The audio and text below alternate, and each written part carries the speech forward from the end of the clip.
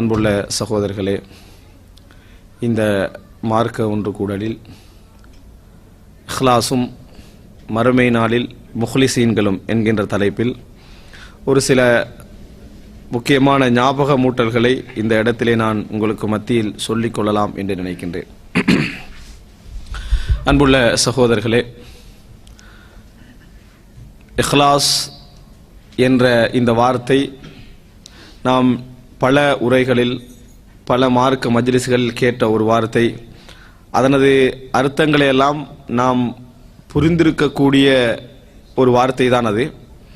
இருந்தாலும் கூட ரசூலுல்லாஹி ஸல்லல்லாஹு அலைஹி வஸல்லம் அவர்கள் சொன்ன அடிப்படையில் காலம் செல்ல செல்ல இஹ்லாஸ் என்ன செய்யும்? குறைந்து கொண்டே போகும் என்று ரசூலுல்லாஹி ஸல்லல்லாஹு அலைஹி வஸல்லம் அவர்கள் சொல்லியிருக்கிறார்கள். எந்த அளவுக்கு என்று சொன்னால், உலகத்திற்காக தேடப்படுவது வேறு, மார்க்கத்தை உலகத்திற்காக புறக்கணிப்பது வேறு. மார்க்கமே இந்த உலக நோக்கத்திற்காக தேடப்படும் என்று ரசூல் ஸல்லல்லாஹு அலைஹி வஸல்லம் அவர்கள் என்ன செய்தார்கள்? சொன்னார்கள். எனவே இஹ்லாஸ் என்பது குறைந்து போகக்கூடிய காலகட்டம் தான் இனி வரக்கூடிய காலகட்டங்கள். இப்பொழுதும் குறைந்திருக்கும், இதற்கு பின்னாலும் குறைந்து போகக்கூடிய ஒரு சூழலை தான் நாம் என்ன செய்கிறோம்? பார்க்கிறோம். ஆனால் இந்த உலகம் முழுதும் பார்க்கிற நேரத்தில் எல்லா மக்களும் வணங்குகின்றார்கள், எல்லா மக்களும் இபாதத்தில் ஈடுபடுகிறார்கள், எல்லா மக்களும் தியாகம் செய்கிறார்கள் என்கின்ற ஒரு அழகான தோட்டம் இஸ்லாமிய சமுதாயத்துக்கு இருந்தாலும் கூட அல்லாஹு தாலா அமல்களை ஏற்றுக்கொள்வதெல்லாம் இஹ்லாஸை வைத்து தான் அல்லாஹு தாலா என்ன செய்கிறான்? அமல்களை ஏற்றுக்கொள்கிறான் என்பதையெல்லாம் நாம் படித்திருக்கிறோம், நாம் கேட்டிருக்கிறோம்.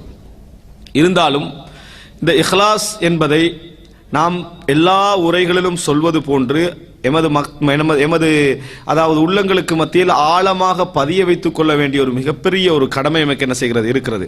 கூடுதலாக பேசப்பட வேண்டிய சமகால தலைப்புகளில் இந்த இஹ்லாஸ் என்ற ஒரு தலைப்பு மிக முக்கியம். எப்பொழுதும் அது பற்றிய உபதேசம் என்ன செய்ய வேண்டும்? நாம் அடிக்கடி சொல்லிக் கொள்ள வேண்டும். காரணம், மனிதனுடைய மிகப்பெரிய ஒரு இயல்பு என்ன என்று சொன்னால், எப்பொழுதும் இஹ்திமாம் பி கஸ்ரத்தில் அமல், நிறைய அமல்கள் செய்ய வேண்டும் என்பதில் தான் எங்களது மிகப்பெரிய கவனம் இருக்குமே தவிர எமது அமல்கள் ஏற்றுக்கொள்ளப்பட வேண்டும் என்பதில் அதிகமான கவனம் என்ன செய்யாது? இருக்காது. கூடுதலான கவனம் இருக்கும். கூடுதலான கவனம் எதிலே இருக்கும் என்று சொன்னால், எவ்வளவு செய்தேன், எந்த அளவுக்கு செய்திருக்கிறேன், எவ்வளவு தர்மம் செய்திருக்கிறேன், எவ்வளவு தொழுதிருக்கிறேன் என்பதிலே இருக்கும். ஆனால் செய்தவைகளில் எவைகள் ஏற்றுக்கொள்ளப்பட்டன, எந்த அளவுக்கு ஏற்றுக்கொள்ளப்பட்டன, ஏற்றுக்கொள்ளப்பட்டிருக்குமா, ஏற்றுக்கொள்ளப்படுவதற்காக நான் என்ன செய்ய வேண்டும் என்பதிலே எடுக்கின்ற கவனம் என்ன செய்யும்?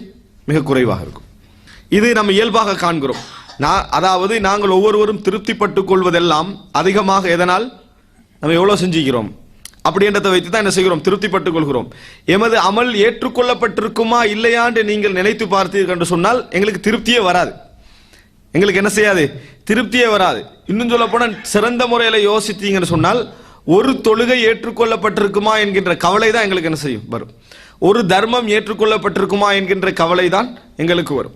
அதனால இந்த இயல்பு, அதாவது அலி ரலியல்லாஹு அன்ஹு அவர்கள் சொல்கிறார்கள், இஹ்தம்மு பி கபூலில் அமல், அமல் ஏற்றுக்கொள்ளப்பட்டதா இல்லையா என்பதில் நீங்க என்ன செய்யுங்க? கவனப்படுங்கள். லா தஹ்தம்மு பி கஸ்ரத்தில் அமல், அமலுடைய அதிகத்தன்மை பற்றிய கவனத்தை என்ன செய்ய வேண்டாம்? எவ்வளவு செய்கிறோம், எந்த அளவுக்கு செய்கிறோம், எப்படி செய்கிறோம் என்பதில் கவனம் எடுக்கக்கூடாது என்பதில், அதில் எடுப்பதை விட எதில் கூடுதலாக இருக்கணும்? நாங்கள் செய்யக்கூடிய அமல் ஏற்றுக்கொள்ளப்பட்டதா இல்லையா என்பதில் தான் கூடுதலான கவனம் எமக்கு மத்தியில் என்ன செய்ய வேண்டும்? இருக்க வேண்டும். ஆனால் என்னதான் சொல்லிவிட்டாலும் சரி, அது குறைவு. எந்த அளவுக்கு குறைவு அப்படி என்று சொன்னால், இதுதான் மிக முக்கியம். எந்த அளவுக்கு குறைவு என்று சொன்னால், இஹ்லாஸை பற்றியெல்லாம் நம்ம பேசியெல்லாம் முடிஞ்ச பின்னால பேசுறவருக்கு இஹ்லாஸ் இல்லாமல் போயிடும், கேட்டவங்களுக்கு என்ன செஞ்சிடும்? இஹ்லாஸ் இல்லாமல் போகக்கூடிய நிறைய நடவடிக்கை என்ன செய்யலாம்? நீங்கள் பார்க்கலாம். எல்லாமே இஹ்லாஸை பற்றிய பேச்சாக இருக்கும். ஆனால் அந்த பேச்சு முடிந்த பின்னாலேயே இஹ்லாஸுக்கான எந்த விதமான பெருமதியும் இல்லாத அமைப்பில் அவைகள் மாறி விடுவதையெல்லாம் நாம் என்ன செய்கிறோம்? பார்க்கிறோம். எனவே அதாவது இமாம் ஃபுதைல் இப்னு ஐயாத் அவர்களும் இமாம் சுஃபியான் தௌரி அவர்களும் ஒரு இடத்திலே அமர்கிறார்கள். அந்த இஹ்லா, நான் மறுமை நாளுடைய நிலையை சொல்வதுதான் இந்த தலைப்புடைய எனது நோக்கம். என்றாலும் ஒரு சில விஷயங்களை நான் உங்களுக்கு முன்னுரையாக சொல்ல வேண்டும் என்பதற்காக இவைகளை பதிவு செய்கிறேன். ஃபுதைல் இப்னு ஐயாத் அவர்களும் சுஃபியான் தௌரி அவர்களும் அமர்கிறார்கள். இந்த இரண்டு பேரும் மிகப்பெரிய, அதாவது ஒருவர் மார்க்க பற்றிலே பிரபல்யமானவர், இன்னொருவர் மார்க்க பற்றோடு சேர்த்து அறிவிலே பிரபல்யமானவர். இரண்டு பேரும் உட்கார்றாங்க. இரண்டு பேரும் மிக முன்மாதிரி மிக்க அறிஞர்கள். அவர்கள் இருவரும் தக்வாவை பற்றி, இறையச்சத்தை பற்றி, நாளை மறுமையில் அதற்கு இறைவன் வழங்கக்கூடிய கூலியை பற்றி உட்கார்ந்து பேசிக்கொள்கிறார்கள். அப்படி பேசிக்கொள்கிற நேரத்தில் இவரும் பெரிய ஒருவர் என்பதனால உள்ளத்துக்குள்ள எப்படி ஒரு தாக்கம் ஏற்படும்? இவர் பேசுவதை கேட்டு அவர் அழுகிறார், அவர் பேசுவதை கேட்டு இவர் அழுகிறார். அதுக்கு பின்னால் அந்த மஜ்லிஸ்ல முடிச்சிட்டு எழும்புறாங்க. அந்த மஜ்லிஸை முடிச்சிட்டு எழும்புறாங்க. எழும்பின பின்னால சுஃபியான தௌரி சொல்றாரு, நான் இந்த மஜ்லிஸ் ஒரு பரக்கத்தான ஒரு மஜ்லிஸாக இருந்தது அப்படின்னு நினைக்கிறேன் அப்படின்னு சொன்னார். இப்ப நம்ம உட்கார்ந்த மஜ்லிஸ், ஏன்னா ஒருவருக்கு ஒருவர் அழுதோம், ஒருவருக்கு ஒரு இறைவனை ஞாபகப்படுத்திக் கொண்டோம், இந்த ஒரு பெரிய ஒரு நல்ல சிறந்த ஒரு மஜ்லிஸாக நான் நினைக்கிறேன் என்று சொன்னார். அம்மா அன ஃபுதைல் இப்னு இயாத் சொன்னார்கள், ஆனால் என்னை பொறுத்த வரைக்கும் நான் அப்படி நினைக்கவில்லை, இது ஒரு மிகப்பெரிய ஒரு சோதனையான ஒரு மஜ்லிஸாக இருக்குமோடு நான் பயப்படுகிறேன் என்று சொன்னார். சொல்லிட்டு என்ன காரணம் சொன்னார்டா, இப்ப நம்ம ரெண்டு பேர் உட்கார்ந்த நேரத்தில் உங்களுடைய பேச்சிலேயே சிறந்ததை தெரிவு செய்து பேச வேண்டும் என்று நீங்கள் நினைக்கவில்லையா? நான் தெரியாத செய்தி, அதாவது முக்கியமான செய்திகள் எல்லாம் எடுத்து எனக்கு சொல்லணும் என்பதில் நீங்க கவனம் செலுத்தலையா? நான் பேச்சிலேயே சிறந்த பேச்சை பேச வேண்டும் உங்களுக்கு நினைக்கலையா? சிறந்த உங்களுக்கு தெரியாத அளவிலான பேச்சுக்களை நான் உங்கள்கிட்ட பேசணும், ஒருவருக்கொருவர் அப்படி தாக்கம் செலுத்திக் கொள்ள வேண்டும் நினைக்கவில்லையா? இந்த நினைப்பே இந்த மஜ்லிஸுடைய பரக்கத்தை சில பொழுது என்ன செஞ்சிருக்கும், இல்லாமலா இருக்குமோ என்று நான் பயப்படுகிறேன் அப்படின்னு சொன்னார்ன்றதை பார்க்கிறோம். இந்த செய்தி எங்களுக்கு என்ன சொல்லுது? அவர்கள் ஒரு பெரும் ஒரு மஜ்லிஸை விட்டு நகர்கிற நேரத்தில் கூட அதனது தூய்மை எப்படி இருக்கும் என்பதில் தான் என்ன செய்தார்கள், கவனம் செலுத்தினார்கள். அதாவது தூய்மை எந்த அளவுக்கு இருக்கும் என்பதில் தான் கவனம் செலுத்தினார்கள். இதன் காரணமான காலம் செல்ல செல்ல செல்ல அந்த மாதிரி கவனம் செலுத்துவது எப்படி எங்களுக்கு பதிவு செய்யப்பட்டிருக்குன்னு சொன்னால், இதெல்லாம் ரொம்ப ஓவர் என்ன மாதிரி பதிவு செய்யப்படுது. அப்படித்தானே? இதெல்லாம் எல்லை மீறிய சிந்தனை, இதெல்லாம் அளவுக்கு மேல, இது எங்களால முடியாது, மிக தூரம், இந்த அளவுக்கெல்லாம் சிந்திக்கணுமா என்பது போன்ற அளவுக்கான ஒரு காலத்தில் நாம் என்ன செய்கிறோம், உண்மை அது வாழ்ந்து கொண்டிருக்கோம். தூரமாகிட்டோம், நாம் என்ன செஞ்சிட்டோம், தூரமாகிவிட்டோம். அதனால தான் நீங்க ஹதீஸ்களை எடுத்து பார்த்தீங்கன்னு சொன்னால், குன்னா நஉத்து என்ற ஒரு வார்த்தை ஹதீஸ்ல வரும் நிறைய. சஹாபாக்கள காலத்துல ரசூலுல்லாஹ் மரணித்த பின்னால நிறைய சொல்வார்கள். என்ன வார்த்தை? குன்னா நஉத்து, நாங்கள் கருதினோம், நாங்கள் கணக்கெடுத்தோம், நாங்கள் இவ்வாறு தான் கருதினோம் என்று சொல்வார்கள். எந்த காலத்துல சொல்றாங்க? ரசூலுல்லாஹ் மரணித்து சஹாபாக்களுடைய அந்த தாபீன்களுடைய ஆரம்ப காலத்துல சொல்றாங்க, நாங்கள் இவ்வாறு கருதினோம், நாங்கள் இவ்வாறு தான் கணித்தோம், நாங்கள் இவ்வாறு தான் முடிவெடுத்திருந்தோம். அர்த்தம் என்ன? இப்ப அப்படி இல்ல, இப்ப யாரும் நம்ம என்ன செய்யறது இல்ல, அப்படி கவனம் எடுப்பது இல்லை. ஆனா ரசூலுல்லாஹ் காலத்துல என்ன செய்தோம், அப்படித்தான் நம்ம கவனம் எடுத்தோம் என்று சொல்லக்கூடிய நிறைய செய்திகளை நம்ம பார்க்கிறோம்.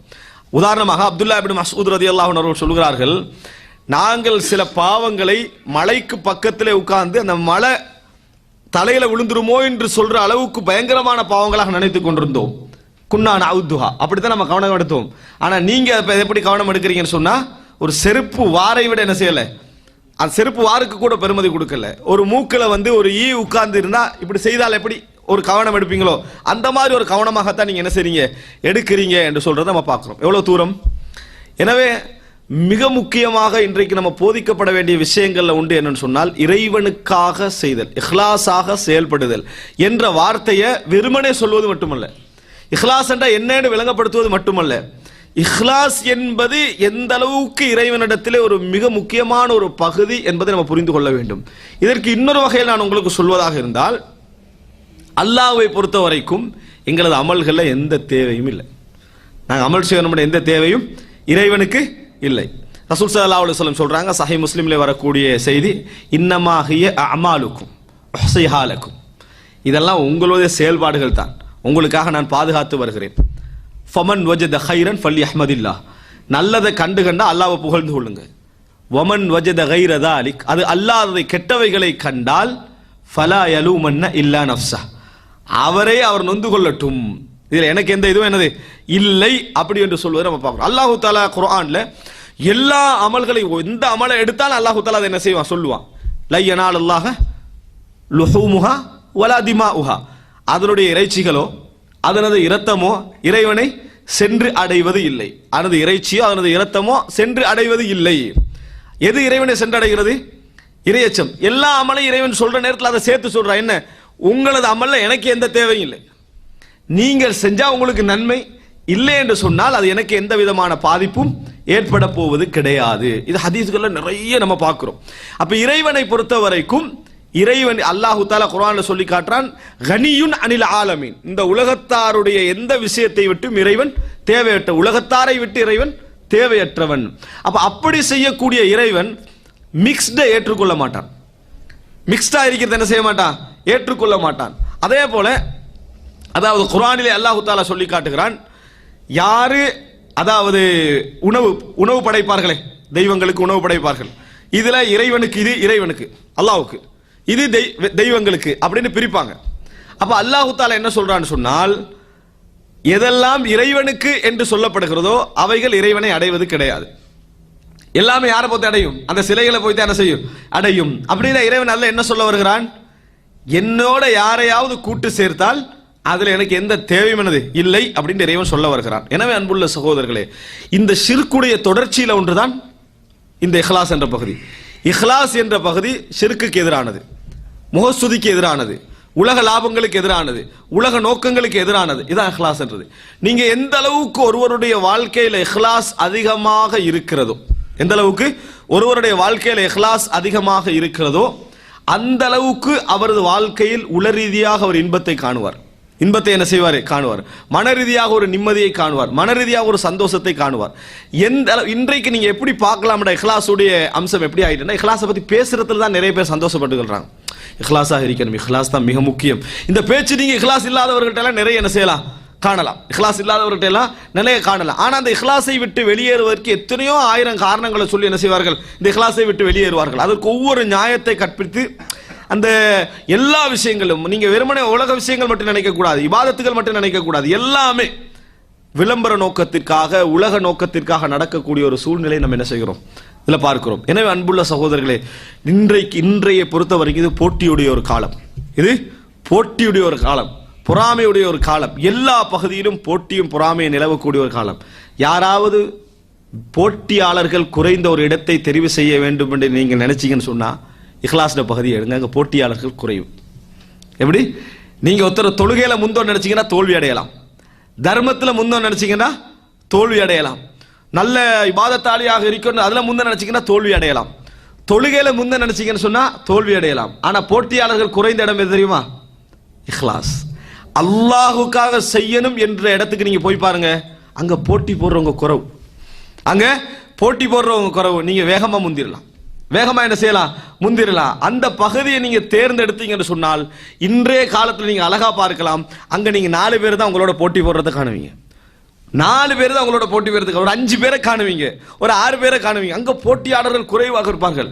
தொழுகையில ஒத்தனை முந்தனே நீங்க நினைச்சீங்கன்னு சொன்னா பள்ளி நிரம்பி வழியுது, உங்களுக்கே கவலையாக இருக்கும். தர்மத்துல முந்தோன்னு நினைச்சீங்கன்னு சொன்னால் உங்களுக்கு கவலையாக இருக்கும். நிறைய பெரும் பெரும் தர்மங்கள், கோடான கோடி தர்மங்கள் பாப்பீங்க. ஆனால் நீங்க இஹ்லாஸ்ல முந்தன, இஹ்லாஸ் ஒரு பெரிய ஒரு அமல். என்ன புரிஞ்சுக்கணும், இபாதத்துக்கு நிபந்தனை மட்டுமல்ல இஹ்லாஸ், இஹ்லாஸே ஒரு இபாதத். இஹ்லாஸே என்ன, ஒரு இபாதத் என்பதை புரிந்து கொள்ள. நம்ம இஹ்லாஸ் என்பது அமலுல் கல்ப், உள்ளத்தால செய்யக்கூடிய ஒரு வணக்கம், அது உள்ளத்தால செய்யக்கூடிய ஒரு வணக்கம். அந்த பகுதியில் நீங்க இன்றைக்கு போட்டியாளர்கள் குறைவு, போட்டி போடுறவங்க என்னது குறைவிலும் குறைவு. நீங்க வெற்றி அடையலாம், அதுல போனீங்கன்னு சொன்ன வெற்றி அடையலாம். காரணம் என்ன தெரியுமா, போட்டி தான். இஸ்லாம் குர்ஆனும் சுன்னாவும் எங்களுக்கு போட்டி போட சொல்லுது, அப்படித்தானே. சாபிகு, முசாபகாண்டா என்ன, போட்டி போடுங்கள். சாரிஉ, முசாரஆண்டா என்ன, ஒருவருக்கு ஒருவர் முந்துறது. குர்ஆன் சொல்லுது சாபிகூன சாபிகூன், முந்தியவர்கள் அல்லாஹ் தஆலா என்ன செய்றான், அந்த முஹாஜிர்கள் அன்சாரை பத்தி சொல்றான். எனவே போட்டி போடணும். நல்ல விஷயத்துல போட்டி போடுறதுல உங்களுக்கு அவசரமா வெற்றி பெற நினைச்சீங்கன்னு சொன்னால் இன்றைக்கு எந்த பகுதியில் தெரியுமா அந்த போட்டியாளர்கள் குறைவு, இஹ்லாஸ் என்ற பகுதியில் நீங்க போய் நின்னீங்க. நீங்க எல்லாவற்றையும் இஹ்லாஸ் ஆசியம் நினைக்கிறீங்கன்னு வைங்களேன், இறைவனுக்காக மட்டும்தான், இறைவனுக்காக மட்டுமன்னா என்ன தெரியுமா, எவருக்கும் தெரியக்கூடாது என்றதுதான். மறைமுகமாகவோ நேரடியாகவோ தெரியக்கூடாது. இதுல நீங்க ஒருத்தனை போட்டி போட நினைக்கிறீங்க, நீங்க தான் அதுல என்ன செய்வீங்க. அப்படி நினைச்சீங்கன்னா இன்றைக்கு நீங்க பாருங்க, இன்றைக்கு நீங்க பார்த்தீங்கன்னு சொன்னால் நீங்க மிக முந்திய இடத்துல உங்களுக்கு இருக்கலாம். அல்லாஹ் தஆலா நாளை மறுமையில பார்க்க போறது அதைத்தான். அதனால தான் உங்களுடைய எந்த அமல்களில் எனக்கு தேவையில்லைன்னு சொல்றான். உங்கள் எந்த அமல்களிலும் என்ன எந்த தேவையும் கிடையாதுன்னு அல்லாஹ் தஆலா சொல்றான். இன்னும் சொல்ல போனா காஃபிர்களுடைய விஷயத்தை அல்லாஹ் தஆலா சொல்லுகிற நேரத்தில், காஃபிர்களை பொறுத்தவரைக்கும் இந்த உலகத்தில் நன்மை செய்றாங்களா செய்யவில்லையா, செய்றாங்க. இந்த உலகத்தில் என்ன நிறைய நன்மை செய்கிறார்கள். அல்லாஹ் தஆலா அந்த குர்ஆன்ல என்ன சொல்லி காட்டுகிறான்னு சொன்னால், வகதிம்னா இலா மா அமிலு மின் அமலின், ஃபஜஅல்நாஹு ஹபாஅம் மன்சூரா. அவர்கள் செய்யக்கூடிய மறுமை நாள் அல்லாஹ் சொல்றான் நான் என்ன செய்வேன்னு சொல்லி, அவர்கள் செய்யக்கூடிய அமலின் பக்கம் நாம் வருவோம், அவைகளை அதாவது பரத்தப்பட்ட புழுதிகள் போன்று ஆக்கி விடுவோம் அப்படின்றான். பறந்து போவதே புழுதி, அது போன்று ஆக்கி விடுவோம். எதை? அவர்கள் செய்யக்கூடிய அமல்களை. காரணம் என்ன தெரியுமா? இந்த உலகத்தை படைத்தவன் இறைவன், இந்த உலகத்திற்கு நன்மை செய்வதற்கான முழு ஆற்றலோடு உள்ளவன் இறைவன். நீங்க உதவி செஞ்சுதான் இன்னொருத்தன் வளரணும் எங்கேயும் இல்லை.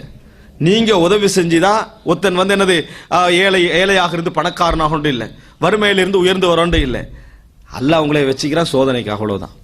அல்லாஹு தாலா இந்த உலகத்தில் எவரை நம்பியும் எவரும் இல்லை. ஆனா இந்த உலகத்தில் அது சோதனை, அவருக்கு நீ இருக்கிறியா, உனக்காக அவர் இருப்பாரா என்பதுதான். ஆனா எவரை நம்பியும் எவரும் இல்லை. கைவிடப்பட்ட எவருமே முன்னேறாத வரலாறு பாக்குறீங்களா? இல்ல. எப்படியும் அல்லாஹு தாலா என்ன செஞ்சிடறான், அதை முன்னேற்றி விடுகிறான். அப்படி என்று சொன்னா அல்லாஹ் என்ன எதிர்பார்க்கிறான் தெரியுமா? நீ என்ன செய்யணும் அங்கன்னு சொன்னா, நான் இல்லாது விட்டால் ஒரு பங்கை நிறைவேற்றது போல ஒன்று இந்த உலகத்தில் நீ செஞ்சிடக்கூடாது. இறைவன் இல்லை, இவருக்கு இறைவன் இல்லை, நான் தான் ஹெல்ப் பண்ணனு என்கின்ற அமைப்புல எவனுக்கு என்ன செய்யக்கூடாது, உதவி செய்யக்கூடாது. எப்படி உதவி செய்யணும்? இறைவன் நினைச்சா கொடுத்துருவான், என்னை சோதிப்பதற்காக என் கையில என்ன செஞ்சுக்கிறான், தந்திருக்கிறான் என்று நினைக்கணும். காபிர்களுடைய எண்ணம் என்ன தெரியுமா? செஞ்சுட்டா அவங்க என்ன வார்த்தை தெளிவா, நான் முஸ்லிம்கள் அதாவது வாய் கூசக்கூடிய வார்த்தைக்கு அவங்க சொல்லுவாங்க. என்ன சொல்லுவாங்க? நான் இல்லைண்டா அவன் என்ன செஞ்சிருவான், முடிஞ்சிருப்பான். நான் இல்லைண்டா அவன் என்ன செஞ்சிருப்பான், எல்லாம் இல்லாம போயிருக்கும். இது அவங்களுடைய இயல்பான வார்த்தை. அதனாலதான் புகழையும் இந்த உலகத்துடைய மதிப்பையும் அவங்க என்ன செய்யறாங்க, அதுல விரும்புகிறார்கள். அதனாலதான் அல்லாஹு தஆலா சொல்றான், வகதிம்னா இலா மா அமிலு மின் அமல் ஃபஜஅல்நாஹு ஹபாஅம் மன்சூரா. அவைகளை நாம் புழுதிகளாக ஆக்கி விடுவோம் அல்லாஹு தஆலா என்ன செய்யறான், சொல்லி காட்டுகிறான். எனவே அன்புள்ள சகோதரர்களே, இஹ்லாஸ் என்பது ஒரு மிக பிரதானமான அம்சம். நாளை மறுமையில் அல்லாஹு தஆலா அமல்களை அடையாளப்படுத்துவதற்கு செய்யக்கூடிய விஷயம் அதான். சில பொழுதுகளில் ஒரு அமல் இறைவனிடத்தில் ஏற்றுக்கொள்ளப்படணும், இரண்டு நிபந்தனை இருக்குது. ஒன்று என்ன? இஹ்லாஸ், இறைவனுக்காக செய்யணும். இரண்டாவது என்ன? ரசூலுல்லாஹி ஸல்லல்லாஹு அலைஹி வஸல்லம் அவர்கள் காட்டி தந்த வழிமுறையில் இருக்க வேண்டும். அது உலகத்துக்கு எவ்வளவு நன்மை செஞ்சாலும் சரி, அது ரசூல் ஸல்லல்லாஹு அலைஹி வஸல்லம் அவர்கள் காட்டி தந்த வழியில் இல்லைன்னு வைங்களேன், அதுல எந்த விதமான நன்மை எந்த விதமான கூலியும் கிடையாது என்பதை நம்ம புரிந்து கொள்ள வேண்டும். ஒருத்தர் சினிமாவிலிருந்து வெளியே வருவதற்காக போராடி கொண்டிருக்கிறார். அவரை நம்ம எப்படி அழைக்கணும்? இசை கூடாது, இசை ஹராம், நாளை மறுமையிலுக்கு பெரிய தண்டனை உண்டு. அதே நேரம் குர்ஆன் உண்ட உள்ளத்துல ஏறாது, குர்ஆனை கேட்டதுன்னு சொன்னா என்ன செய்யும், உன் உள்ளத்துல பெரிய நிம்மதி வரும். இதனால என்ன இப்படித்தான் நம்ம அழைக்கணும். அதை விட்டு போட்டு நல்ல இஸ்லாமிய கீதம் மாரி கேளுங்கன்னு சொல்லி என்ன செஞ்சிடக்கூடாது. இதுவும் ஒரு தவா நினைச்சு அதை கொண்டு போய் கொடுத்து அதுக்கு நல்ல பலனை ஏற்படுத்துற அமைப்புல என்ன செய்யக்கூடாது, நடந்து. இதுவும் அவர் அதுக்கு பின்னால் இஸ்லாமிய கீதம் கேட்டு அதுக்கு பின்னால் எல்லா பாட்டையும் விட்டாருவீங்களே. இப்ப வந்திருக்கிற இடம் நல்லதுதான், இப்ப வந்திருக்கிற இடம் நல்லதுதான், அவனுக்கு நன்மை கிடைச்சாலும் உனக்கு கிடைக்காது. ஏன் கிடைக்காது தெரியுமா? நீ அணுகின முறை ரசூல் ஸல்லல்லாஹு அலைஹி வஸல்லம் சொன்ன முறை அல்ல. அல்லாஹ் தஆலா நேர்வழி காட்ட போதுமானவன், நீ தேவையே இல்லை. இதான் மிக முக்கியமாங்க. என்ன? அல்லாஹ் தஆலா நீ இல்லாம நேர்வழி காட்டுவான். யூனுஸ் அலைஹிஸ்ஸலாத்துக்கு அல்லாஹ் உணர்த்தியது என்ன? அதுதான், நீங்க தேவையே இல்லை, நீங்க இல்லாம அல்லாஹ் நேர்வழி காட்டுவான். உன்னையே நேர்வழி காட்டுவதற்கு அல்லாஹ் ஏன் நியமிச்சுக்கிறான் தெரியுமா? உனக்கு ஏன் அந்த பொறுப்பை தான் தெரியுமா? நீ எப்படி நடந்து கொள்கிறாய் என்று பார்க்க. நீ குர்ஆனுக்கும் சுன்னாவுக்கும் மாற்றமாக ஒன்று செஞ்சு என்ன செய்யலாது, அடைந்து கொள்ள முடியாது. எனவே அன்புள்ள சகோதரர்கள், எப்பயும் நம்ம என்ன புரிந்து கொள்ளணும் என்று சொன்னால், அல்லாஹு தஆலா அதாவது குர்ஆனும் சுன்னாவும் வந்த ஒரு அமலாக இருக்க வேண்டும், அதே நேரத்தில் அது இஹ்லாஸ் உள்ளதாக இருக்க வேண்டும். ஆனால் மறுமையில நீங்கள் பார்க்கலாம், குர்ஆன் சுன்னாவில் இல்லாதவர்கள் கூட சில பொழுது தப்புவதற்கான வாய்ப்பு என்ன செய்கிறது, குர்ஆனும் சுன்னாவும் சொல்லுகிறது. யாருக்கு தப்புறதுக்கு வாய்ப்பு இல்லை? யாருக்கு இல்லை? இஹ்லாஸ் இல்லைன்னு வைங்க, வாய்ப்பு கிடையாது, அதற்கான வாய்ப்பு கிடையாது. குர்ஆன் சுன்னாவுக்கு மாற்றமாக நடந்து அந்த பாதையிலிருந்து தவறி போனால் நாளை மறுமையில் அது ஒரு மிகப்பெரிய குற்றம். அல்லாஹு தஆலா அதுக்கு தண்டிப்பான், அதுக்கு விசாரணை உண்டு. ஆனால் மன்னிக்கப்படலாம், ஆனால் மன்னிக்கப்படலாம். யார் மன்னிக்கப்பட வாய்ப்பில்லை? இஹ்லாஸ் இருக்குதே, இஹ்லாஸ் இல்லாதவர்கள் மன்னிக்கப்பட வாய்ப்பில்லை. ஒரு மனிதருடைய செய்தியை பார்க்கிறோம். கடைசி நேரத்தில் அவர் எல்லா பிள்ளைகளையும் கூப்பிட்டு என்ன செய்யறாரு, நான் செய்திருக்கக்கூடிய பாவங்களை பொறுத்த வரைக்கும் அல்லாஹு தஆலா என்னை விடமாட்டான். லஇன் கதிரல்லாஹு அலைய லயுஅذிபன்னி லா யுஅذிபன்ன அஹதம் மினல் ஆலமீன். அல்லாஹு தஆலா என்ன பிடிச்சான்னு சொன்னா மறுமையில உலகத்துல எவருக்கும் கொடுக்காத தண்டனை எனக்கு என்ன செய்வான், இறைவன் தருவான். அதனால ஃபஇதா அன மித்து, நான் மரணித்தால் ஃபஹுதூனி, என்னை எடுங்க, ஃபஹர்ரிகூனி, என்னை எரியுங்கள், ஃபத்ரூனி ஃபிர்ரியாஹ், காத்துல அங்க இங்க பறக்க விட்டுருங்க, முடிஞ்சது. தூளா போனா மறுமையில இறைவன் என்ன செய்ய மாட்டான், ஒன்னும் இல்லாம ஆகிரும், எடுக்க மாட்டேன். அதே மாதிரி பிள்ளைகளும் செய்யறாங்க. ஹதீஸ்ல என்ன வருது? மறுமையில் அல்லாஹ் தஆலா அவர் என்ன செய்வான்? எழுப்புவான். இவர் செய்தது குஃப்ரா இல்லையா? குஃபுர். ஆனா இவருடைய குஃபுர் என்ன காரணமாக நடந்தது? இறைவனுடைய பயம், இறைவனுடைய அச்சம், அதன் காரணமாக நடந்தது. ஜஹாலத், அறியாமை. இவர் செய்தது பெரும் பாவம். இதை தெரிஞ்ச ஒருத்தர் செஞ்சா அவர் நிரந்தரமான நரகவாதி. இதை தெரிந்து ஒருத்தர் செய்தார்னு வைங்க, அவர் நிரந்தரமாக நரகத்தில் தள்ளப்படுவார். குஃபுர், மறுமையை மறுக்கக்கூடிய ஒரு அம்சம் அது. ஆனால் இந்த ஹதீஸ்ல என்ன வருது? நாளை மறுமையில் அல்லாஹ் தஆலா அவரை எழுப்புவான். நீ மா ஹமலக் அலா மா ஃபஅல், நீ செஞ்ச வேலைக்கு உன்னை தூண்டியது எது என்று அல்லாஹ் தஆலா என்ன செய்வான்? கேட்பான். கேட்டோன்னு அவர் என்ன சொல்லுவாரு? ஹஷீதுக யா ரப், யா அல்லாஹ் பயந்துட்டேன், எனக்கு என்ன நடக்குமோன்னு நான் பயந்து தான் இந்த மாதிரி என்ன செஞ்சுட்டேன், நான் இந்த மாதிரி ஒரு நிலைமைக்கு தள்ளப்பட்டு விட்டேன் என்று அவர் சொல்லுவார் அல்லாஹ்ட்ட. அல்லாஹ் ரப்புல் ஆலமீன் சொல்வான், பி ஹஷ்யதிக இய்யாய அத்கல்துகல் ஜன்னah, நீ என்னை பயந்ததின் காரணமாக நான் உன் சொர்க்கத்திற்குள் என்ன செய்கிறேன்? நுழைக்கிறேன் என்று சொல்லி அல்லாஹ் தஆலா பதில் சொல்வான் என்ற செய்தியை நாம் என்ன செய்கிறோம்? பார்க்கிறோம். எனவே அன்புள்ள சகோதரர்களே, இஹ்லாஸ் என்பது ஒரு மிக முக்கியமான ஒரு அம்சம். வழிகேடுகளிலிருந்து எத்தனையோ பேர் திருந்தி வராங்களே, எதன் காரணமாக அல்லாஹ் தஆலா அவர்களுக்கு உதவி செய்கிறான்? வழிகேடு, குர்ஆனுக்கும் சுன்னாவுக்கும் மாற்றமான நிகழ்வு. ஆனால் இஹ்லாஸை கடைபிடித்ததனால் அந்த வழிகேட்டில் அல்லாஹ் என்ன செய்கிறான்? அவர்களை காப்பாற்றுகிறான். இஹ்லாஸ் இல்லாம ஒரு வழிகேட்டில் இனாதாக வேண்டுமென்று அவர்கள் அந்த இடத்துல இருப்பார்களாக இருந்தால் என்ன நடக்கும்? அல்லாஹ் தஆலா ஒரு நாளும் வழிகாட்ட மாட்டான். எனவே அன்புள்ள சகோதரர்களே, எப்பொழுதும் எல்லா அமல்களிலும் இந்த இஹ்லாஸ் என்ற பகுதியில் கூடுதலாக நம்ம கவனம் எடுக்க வேண்டும். இஹ்லாஸ் என்ற பகுதியில் கூடுதலாக கவனம் எடுக்க வேண்டும். இமாம் இப்னு முஹைரிஸ் அப்படி என்று சொல்லக்கூடிய ஒரு அறிஞர், இப்னு முஹைரிஸ் என்று சொல்லக்கூடிய ஒரு அறிஞர் ஒரு ஒரு மார்க்கெட்டுக்கு போய் பொருள் வாங்க போறார். மார்க்கெட்ல யார் விற்கிறாரோ அவருக்கு இவரை தெரியாது. ஆனா அந்த இடத்துல ஒருத்தர் இருக்கிறார், இவர் தெரிஞ்சவர். அவர்கிட்ட சொல்றாரு, யார்கிட்ட? வியாபாரிகிட்ட. இவர் இப்னு முஹைரிஸ், கொஞ்சம் பிசினஸ் ஒழுங்கா செய்யுங்க, நல்லா கவனிங்க அப்படின்ட்டார். என்ன, கொஞ்சம் நல்லா கவனிங்க என்றார். அப்படி நல்லா கவனிங்க என்று சொல்லப்பட்டால் இன்றைக்குள்ள பொதுவான இயல்பண்ண யார் நம்ம எல்லாம் என்ன செய்வோம்? கொஞ்சம் சிரிச்சுக்கொள்வோம், கொஞ்சம் என்ன செய்வோம்? சிரித்துக்கொள்வோம். அந்த அளவுல தான் இது ஒரு குறையாக நம்ம நினைப்பது இல்லை, அந்த அளவுல தான் நமது சூழல் இருக்கிறது. ஆனா இப்னு முஹைரிஸ் கோவப்பட்டார். இதை சொன்ன உடனே கோவப்பட்டு என்ன சொன்னார்டா, இன்னமா நஷ்தரி பி அம்வாலினா வலா நஷ்தரி பி தீனினான்னு சொன்னார். நாங்க வாங்குறதெல்லாம் பணம் கொடுத்து தான், தீனால வாங்கல. இந்த உங்கள்கிட்ட இருக்கிற பொருள் எல்லாம் எதால வாங்கல? தீனால நாங்கள் வாங்கவில்லை. நாங்க எதால வாங்குறோம்? பணம் கொடுத்து வாங்குறோம். எனவே இந்த மாதிரி வார்த்தை சொல்ல வேண்டாம் என்று சொல்லி எதை வாங்க வந்தார்? அந்த துணியை வீசிட்டு அவர் போயிட்டார். துணியை வீசி விட்டு அவர் போயிட்டார். போற நேரத்தில் அவருக்கு என்ன வரல? என்ன நினைப்பாரோ, நம்மளே பாராட்டிட்டு இந்த மனுஷனை போட்டு மனசை என்ன செஞ்சிட்டோம்? சஞ்சலப்படுத்திட்டோமே இப்படின்னு அவர் நினைச்சாரா? அவர் நினைக்கவில்லை. அவளை என்ன எதிர்பார்த்தாரு தெரியுமா? எனது தீன இதுக்கு நம்ம சிரிச்சிட்டோம்டா, இதுக்கு சந்தோஷப்பட்டுட்டோம்டா, இதுக்கு மகிழ்ச்சி அடைஞ்சிட்டோம்டா, நாளைக்கு எது போயிடும்? எங்கட அமல் தான் போயிடும், எங்கட இஹ்லாஸ் போயிடும். அப்ப இவ்வளவு காலமாக செய்த அத்தனை அமலும் போவதற்குதே பயந்தார்கள். அன்புள்ள சகோதரர்களே, இஹ்லாஸ் சுன்னாவுக்கு அது உடன்பாடாக இருக்க வேண்டும். இரண்டு மட்டுமல்ல, அதை மறுமை வரைக்கும், மௌத்து வரைக்கும் பாதுகாக்கணும். 20 வயசுல செஞ்ச அமல் எந்த வயசுல போயிடக்கூடாது? 60ல போயிடக்கூடாது. புகழ்ந்து பாராட்டி சொல்லி காட்டி போயிடக்கூடாது. அதுக்கு நிறைய பயந்தார்கள். அது குர்ஆன் சொல்லக்கூடிய வசனம் என்ன? ஹபிதத் அமாலுஹும், அவர்களது அமல்கள் அழிந்து விடும். இந்த அமல்கள் அழிதல் என்பதில் பயப்பட்டார்கள். அமல்கள் அழிந்து போய்விடும் என்பதில் பயப்பட்டார்கள். அன்புள்ள சகோதரர்களே, அதாவது இந்த இஹ்லாஸ் என்ற அம்சம், இந்த பகுதி நாளை மறுமையில் விசாரிக்கப்படுகின்ற விசாரணையில், நாளை மறுமையில் விசாரிக்கப்படுகின்ற விசாரணையில் நம்ம இந்த உலகத்தில் என்ன நினைச்சுக்கிறோமோ அதுக்கு மாற்றமான சூழ்நிலையை காண்பதற்கான காரணமாக எது இருக்கும் தெரியுமா? இஹ்லாஸ் தான் இருக்கும். இன்றைக்கு உலகத்தில் நம்ம பார்க்கக்கூடிய சூழ்நிலை, யாரை நல்லவர்கள் என்று நம்ம நினைப்போம், யாரை இபாதத்தாளிகள் என்று நினைப்போம், யாரை பெரியவர்கள் என்று நினைப்போம், யாரை மரியாதைக்குரிய நினைப்போம். அதில் இருக்கிற எல்லோருமே நாளைக்கு சொர்க்கம் போயிடுவாங்களா? இல்லை. எல்லோரும் போக மாட்டாங்கன்னு சொன்னா அது பிழை. எல்லோருமே போயிடுவாங்களான்னு கேட்டா என்ன? இல்லை. நாளை மறுமை என்ன செய்யும் என்று சொன்னா, குன்னா நஉத்துஹும் மினல் அஷ்ரார். நரகவாதிகள் சொல்லக்கூடிய வார்த்தையில் ஒன்று என்ன தெரியுமா? நம்ம கெட்ட வேண்டி நினைச்சு கொண்டிருந்தோமே, அவர்களை என்னது கெட்ட வேண்டி நம்ம நினைச்சு கொண்டிருந்தோம், அவங்க எங்க? சொர்க்கத்தில் இருக்கிறாங்க. நரகவாதிகள் ஒரு சிலரை பார்த்து என்ன கேட்பாங்க? யா ஃபுலான், எங்களுக்கு நன்மையை சொல்லி கொண்டிருந்தீங்க, நல்ல விஷயங்களை சொல்லி கொண்டிருந்தீங்க, உங்களை இந்த இடத்துக்கு எது வர செய்தது அப்படின்னு கேட்பாங்க. எது வர செய்தது? உங்களுக்கு நான் சொன்னேன், ஆனா நான் என்ன செய்யல. இது எதன் காரணமாக ஏற்படும்? இஹ்லாஸ். இஹ்லாஸாக உள்ளவர் என்ன நினைப்பாருண்டா, தனது வெளிரங்கம் தனது அந்தரங்கத்தை விட நன்மையில குறைவாக இருக்குன்னு நினைப்பாரு.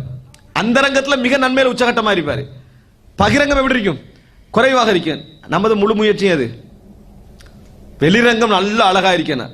ஆனா வெளிரங்கத்தை, உள்ரங்கத்தை, அந்தரங்கத்தை அளந்தமன எப்படி இருக்குது? வெளிரங்கத்துடைய அழகு என்ன செய்யல, அந்த ரங்கத்துல இல்ல. நல்ல மனிதர்களுடைய முயற்சி எதாக இருக்கு தெரியுமா? அந்த ரங்கத்தை மிகவும் அழகுபடுத்த நினைப்பார்கள். ஆனால் பகிரங்கத்தை என்ன செய்வார்கள்? ஒரு அளவுல வச்சுக்கலாம், நம்ம பெருசா நினைச்சிட கூடாது அப்படின்னு நினைப்பாங்க. அபு உமாமா அல் பாஹிலி ரலியல்லாஹு அன்ஹு அவர்கள் பள்ளிக்குள்ள போறாங்க. ஒருத்தர் வந்து சுன்னத் தொழுது அழுது கண்டிருக்கிறார். சுன்னத் தொழுது பள்ளிக்குள்ள அழுது கண்டிருக்கிறார். நல்ல விஷயம். இந்த மாதிரி மக்கள் அவங்க கண்டாங்க. உடனே அவர் தொழுது, யா ஃபுலான், ஏ மனிதரே, லவ்கான ஹாதா ஃபில் பைத், இதை வீட்டில் இருக்க கூடாதா அப்படின்னு கேட்டார். இது வீட்டில் இருக்க கூடாதா அப்படின்னு அவர் கேட்டார். அப்படின்னா என்ன? ஏது பள்ளியில செய்றீங்க? பள்ளியில செஞ்சா அடுத்தது உங்களோட அமல் போயிடும். இந்த மாதிரி வேலை நீங்க பள்ளியில செஞ்சீங்கன்னு சொன்னா, தொழுது அழுது கண்டிருந்தீங்கன்னா உங்களை பத்தி என்ன நினைப்பாங்க? மாஷா அல்லாஹ், நல்ல ஒரு மனிதர், இன்னொரு இபாத், நம்மளால முடியலையே. அவர் படிப்பினை பெறலாம், ஆனா யார் அமல் போயிடும். ஒருவர் கண்டார் என்ற செய்தி உங்களோட உள்ளத்துக்குள்ள வந்தாலே அடுத்த பகுதி என்ன செஞ்சிடும்? அது போயிடும். எனவே அன்புள்ள சகோதரர்களே, நபித்தோழர் சலஃப்கள் எப்படி இருந்தார்கள் அப்படின்னு சொல்ற நேரத்தில் ஹசனுல் பஸ்ரி அவர்கள் சொல்கிறார்கள். எப்படி தெரியுமா?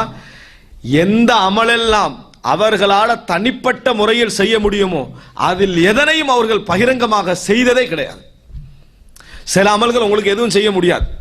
உதாரணமாக 5 நேர தொழுகை. 5 நேர தொழுகை நம்ம முன் சஃப்ல இருந்தா இஹ்லாஸ் நினைச்சிருவாங்க, அதுக்காக கடைசி சஃப். பள்ளிக்குள்ள போனா நம்ம தொழுறோம் நினைச்சிருவாங்க, அதனால தொழாமீந்திரோன்னு செய்யணுமா? அதுல என்ன செய்யணும்? முன் சஃபுக்கு தான் போகணும், போட்டி போட்டு தான் வரணும். ஆனா எந்த அமலெல்லாம் நம்மளால தனிப்பட்ட ரீதியாக செய்ய முடியுமோ அதெல்லாம் என்ன செய்யணும்? வீட்டில் செய்வதுதான் மிகவும் சிறந்தது. ரசூல் ஸல்லல்லாஹு அலைஹி வஸல்லம் அவர்கள் அதான் சொன்னாங்க. அதனால தான் அபூ உமாமத்துல் பாஹிலி சொன்னாரு, லவ் யா ஃபுலான் லவ் கான ஹாதா ஃபில் பைத், இது வீட்டில் இருந்தா நல்லதே அப்படின்னு என்ன செய்தாங்க, சொன்னார்கள். அன்புள்ள சகோதரர்களே, எனவே நம்ம எப்பையும் மறுமை நாளில் எல்லாம் தலைகீழாக மாறக்கூடிய நிகழ்வு. மறுமை நாளில் எல்லாமே தலைகீழாக மாறும். நல்ல முறையில் புரிந்து கொள்ளுங்கள். தலைகீழாக மாறும்னா என்ன தெரியுமா? நம்ம மனிதனுடைய போட்டிருந்த இந்த மீசான் இருக்குதே, அளவுகோல் இருக்குதே, இந்த அளவுகோல் அங்க எடுபடாது. எல்லாமே வித்தியாசமாக இருக்கும். எல்லாமே என்ன செய்யும்? வித்தியாசமா இருக்கும். இந்த உலகத்துல நீங்க கடைசி நிமிஷம் வரைக்கும் எதை இறைவன் எதிர்பார்க்கலாம்? ரஹ்மத் எதிர்பார்க்கலாம். நீங்க மிகப்பெரிய ஒரு குற்றவாளியாக இருந்தாலும் சரி, எவ்வளவு பெரிய மோசமானவராக இருந்தாலும் சரி, உங்களுக்கு கடைசி நிமிஷம் வரைக்கும் எதை அனுமதி இருக்குது? அல்லாஹ் ரஹ்மத் செஞ்சு மன்னிச்சிரு என்று சொல்ற அனுமதி இருக்குது. ரஹ்மத் எங்க எதிர்பார்க்கலாது? மறுமையினால நீங்க இஹ்லாஸாக, அதாவது இஹ்லாஸ் இல்லாமல் போய் அல்லது அடியார்களுக்கு அநியாயம் செய்து போயிருந்தால் இறைவனிடத்தில் எதை எதிர்பார்க்க முடியாது? ரஹ்மத்தை ஒரு பொழுதும் உங்களுக்கு எதிர்பார்க்க முடியாது. ஆனா இறைவன் ரஹ்மத் இல்லாதவன் அல்ல, அவன் ரஹ்மத்துள்ள வந்தா. ஆனா நீதி அங்க அந்த இடத்துல என்ன செய்யும்? நீதி இருக்கும். எல்லா மீசான் வந்து தலைகீழாக மாறும். மீசான் என்ன செய்யும்? நம்ம இந்த உலகத்துல நினைச்ச மாதிரி இருக்காது. அதுக்கு ஒரே காரணம் என்ன தெரியுமா? இஹ்லாஸ் மட்டும்தான். மறுமையுடைய விசாரணையில் எல்லா மீசானும் தலைகீழாக போவதற்குரிய ஒரு காரணமாக நீங்க என்ன பார்ப்பீங்க தெரியுமா? இஹ்லாஸ் என்ற செய்தியை தவிர வேறு எதனையும் நீங்கள் பார்க்க மாட்டீர்கள். அப்படி என்றால் மறுமையில விசாரிக்கப்படக்கூடிய நேரத்தில் இஹ்லாஸ் ஒன்றுதான் எல்லா நிகழ்வுகளும் தலைகீழாக மாறுவதற்கு காரணம் என்று சொன்னால், நம்ம இந்த உலகத்தில் மிக பிரதானமாக கவனம் எடுக்க வேண்டிய விஷயம் எது தெரியுமா? இஹ்லாஸ். சுப்ஹானல்லாஹ்.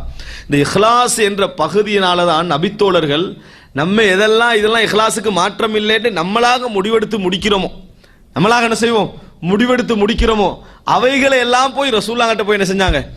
கேட்டார்கள். ரசூல் ஸல்லல்லாஹு அலைஹி வஸல்லம் கிட்ட கேட்டாங்க, அந்த பெருமை பத்தி கேட்டாங்க. அல்லாஹ்வின் தூதரே, ஒரு மனிதன் என்னது, அவனுடைய ட்ரெஸ் அழகா இருக்கணும் விரும்புறாரு, அவருடைய செருப்பு அழகா இருக்கணும் விரும்புறாரு, இது கூட பெருமையா அப்படின்னு கேட்டாங்க. கேட்டாங்களா இல்லையா? ஏன் கேட்டாங்க? இது பெருமை இல்லை, நம்மளே முடிவெடுத்திருப்போம். நாங்க என்ன செஞ்சிருவோம்? அதெல்லாம் பெருமையில வராது. ஆனா நபித்தோழர்கள் என்ன செய்தார்கள்? போய் கேட்டார்கள். வீட்டில் தனிமையில இருக்கிற நேரத்தில் வந்து உலக ஞாபகம் வருது, ரசூல் ஸல்லல்லாஹு அலைஹி வஸல்லம் இருக்கிற நேரத்தில் என்ன செய்யுது? மறுமை ஞாபகமா இருக்குது. நயவஞ்சகமோ நினைத்தார்களா இல்லையா? நினைத்தார்கள். பள்ளிக்கு ஜமாத்துக்கு போக முடியாமல் இருக்குது, இது ஒரு நயவஞ்சகமோடு நினைத்தார்களா இல்லையா? நம்ம அதுக்கெல்லாம் முடிவெடுத்துட்டோம்.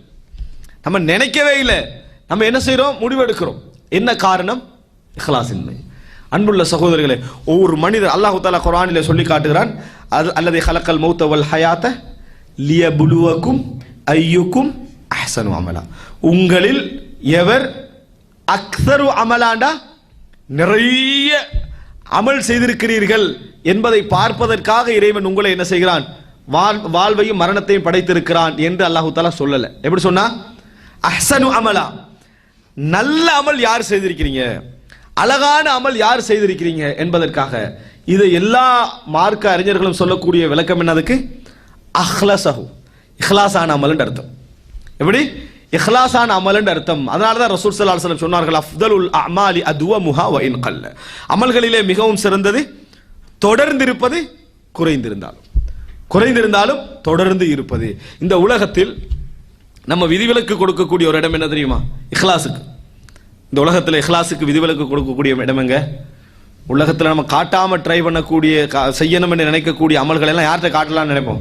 மனைவி, பிள்ளைகள் நினைப்போமா இல்லையா? அவர்கள்ட்ட நம்ம ஒளிவு மறைவு இல்லாமல் நடக்கணும், அங்க அமல்கள் தெரிந்தாலும் பரவாயில்லை நம்ம நினைப்போம்.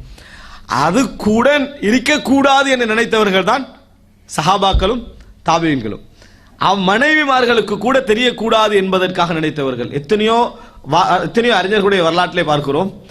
வீட்டில் தொழிலுக்கு போற நேரத்தில் காலை சாப்பாடு பகல் சாப்பாடு ஏற்பாடு வைஃப்ட்ட செய்ய சொல்லி எடுத்துக்கிட்டு போவாங்க. போற வழியில் தர்மம் செஞ்சிருவாங்க. ஏன்னா அவங்க நோம்பாளி, அவங்க என்ன நோம்புல இருந்தாங்க. ஆனா மனைவிக்கு கூட எது தெரியக்கூடாது? நான் நோன்பு வைத்திருக்கிறேன் என்பதை என்ன செய்யக்கூடாது?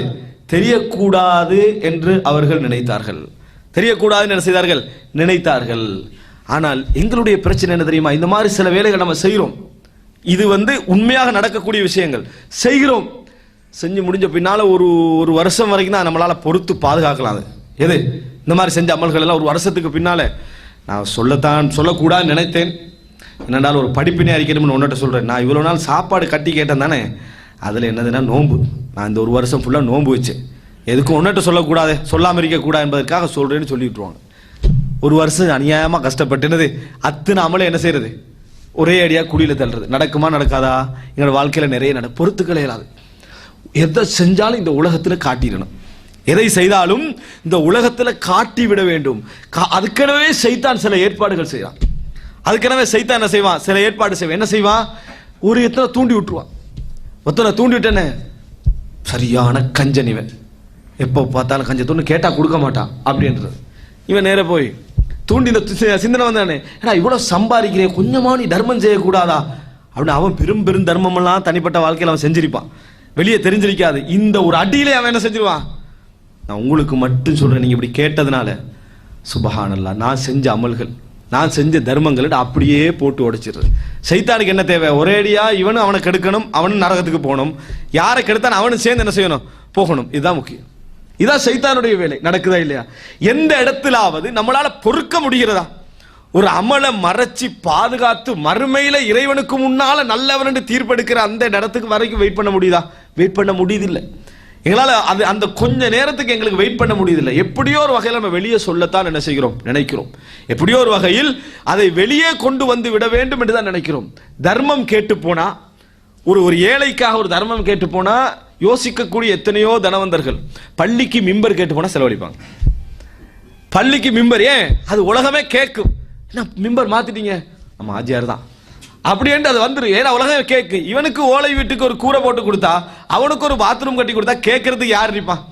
யார் இல்லை. அங்க போர்டும் கூட வைக்கலாது, அங்க என்ன செய்யலாது?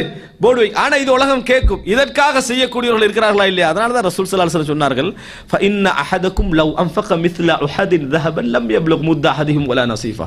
உங்களில் ஒரு உஹது மலை அளவுக்கு தங்கம் செலவழித்தாலும், அல்லாஹ்வுடைய பாதையில செலவழித்தாலும் அடைந்து, நபித்தோழர்களுடைய ஒரு புடி, இந்த 2 கைப்பிடிக்கு அல்லது ஹாஃப் பிடிக்கு என்ன செய்ய மாட்டாங்க? அடைந்து கொள்ள மாட்டான்னு சொன்னதுக்கு காரணம் என்ன?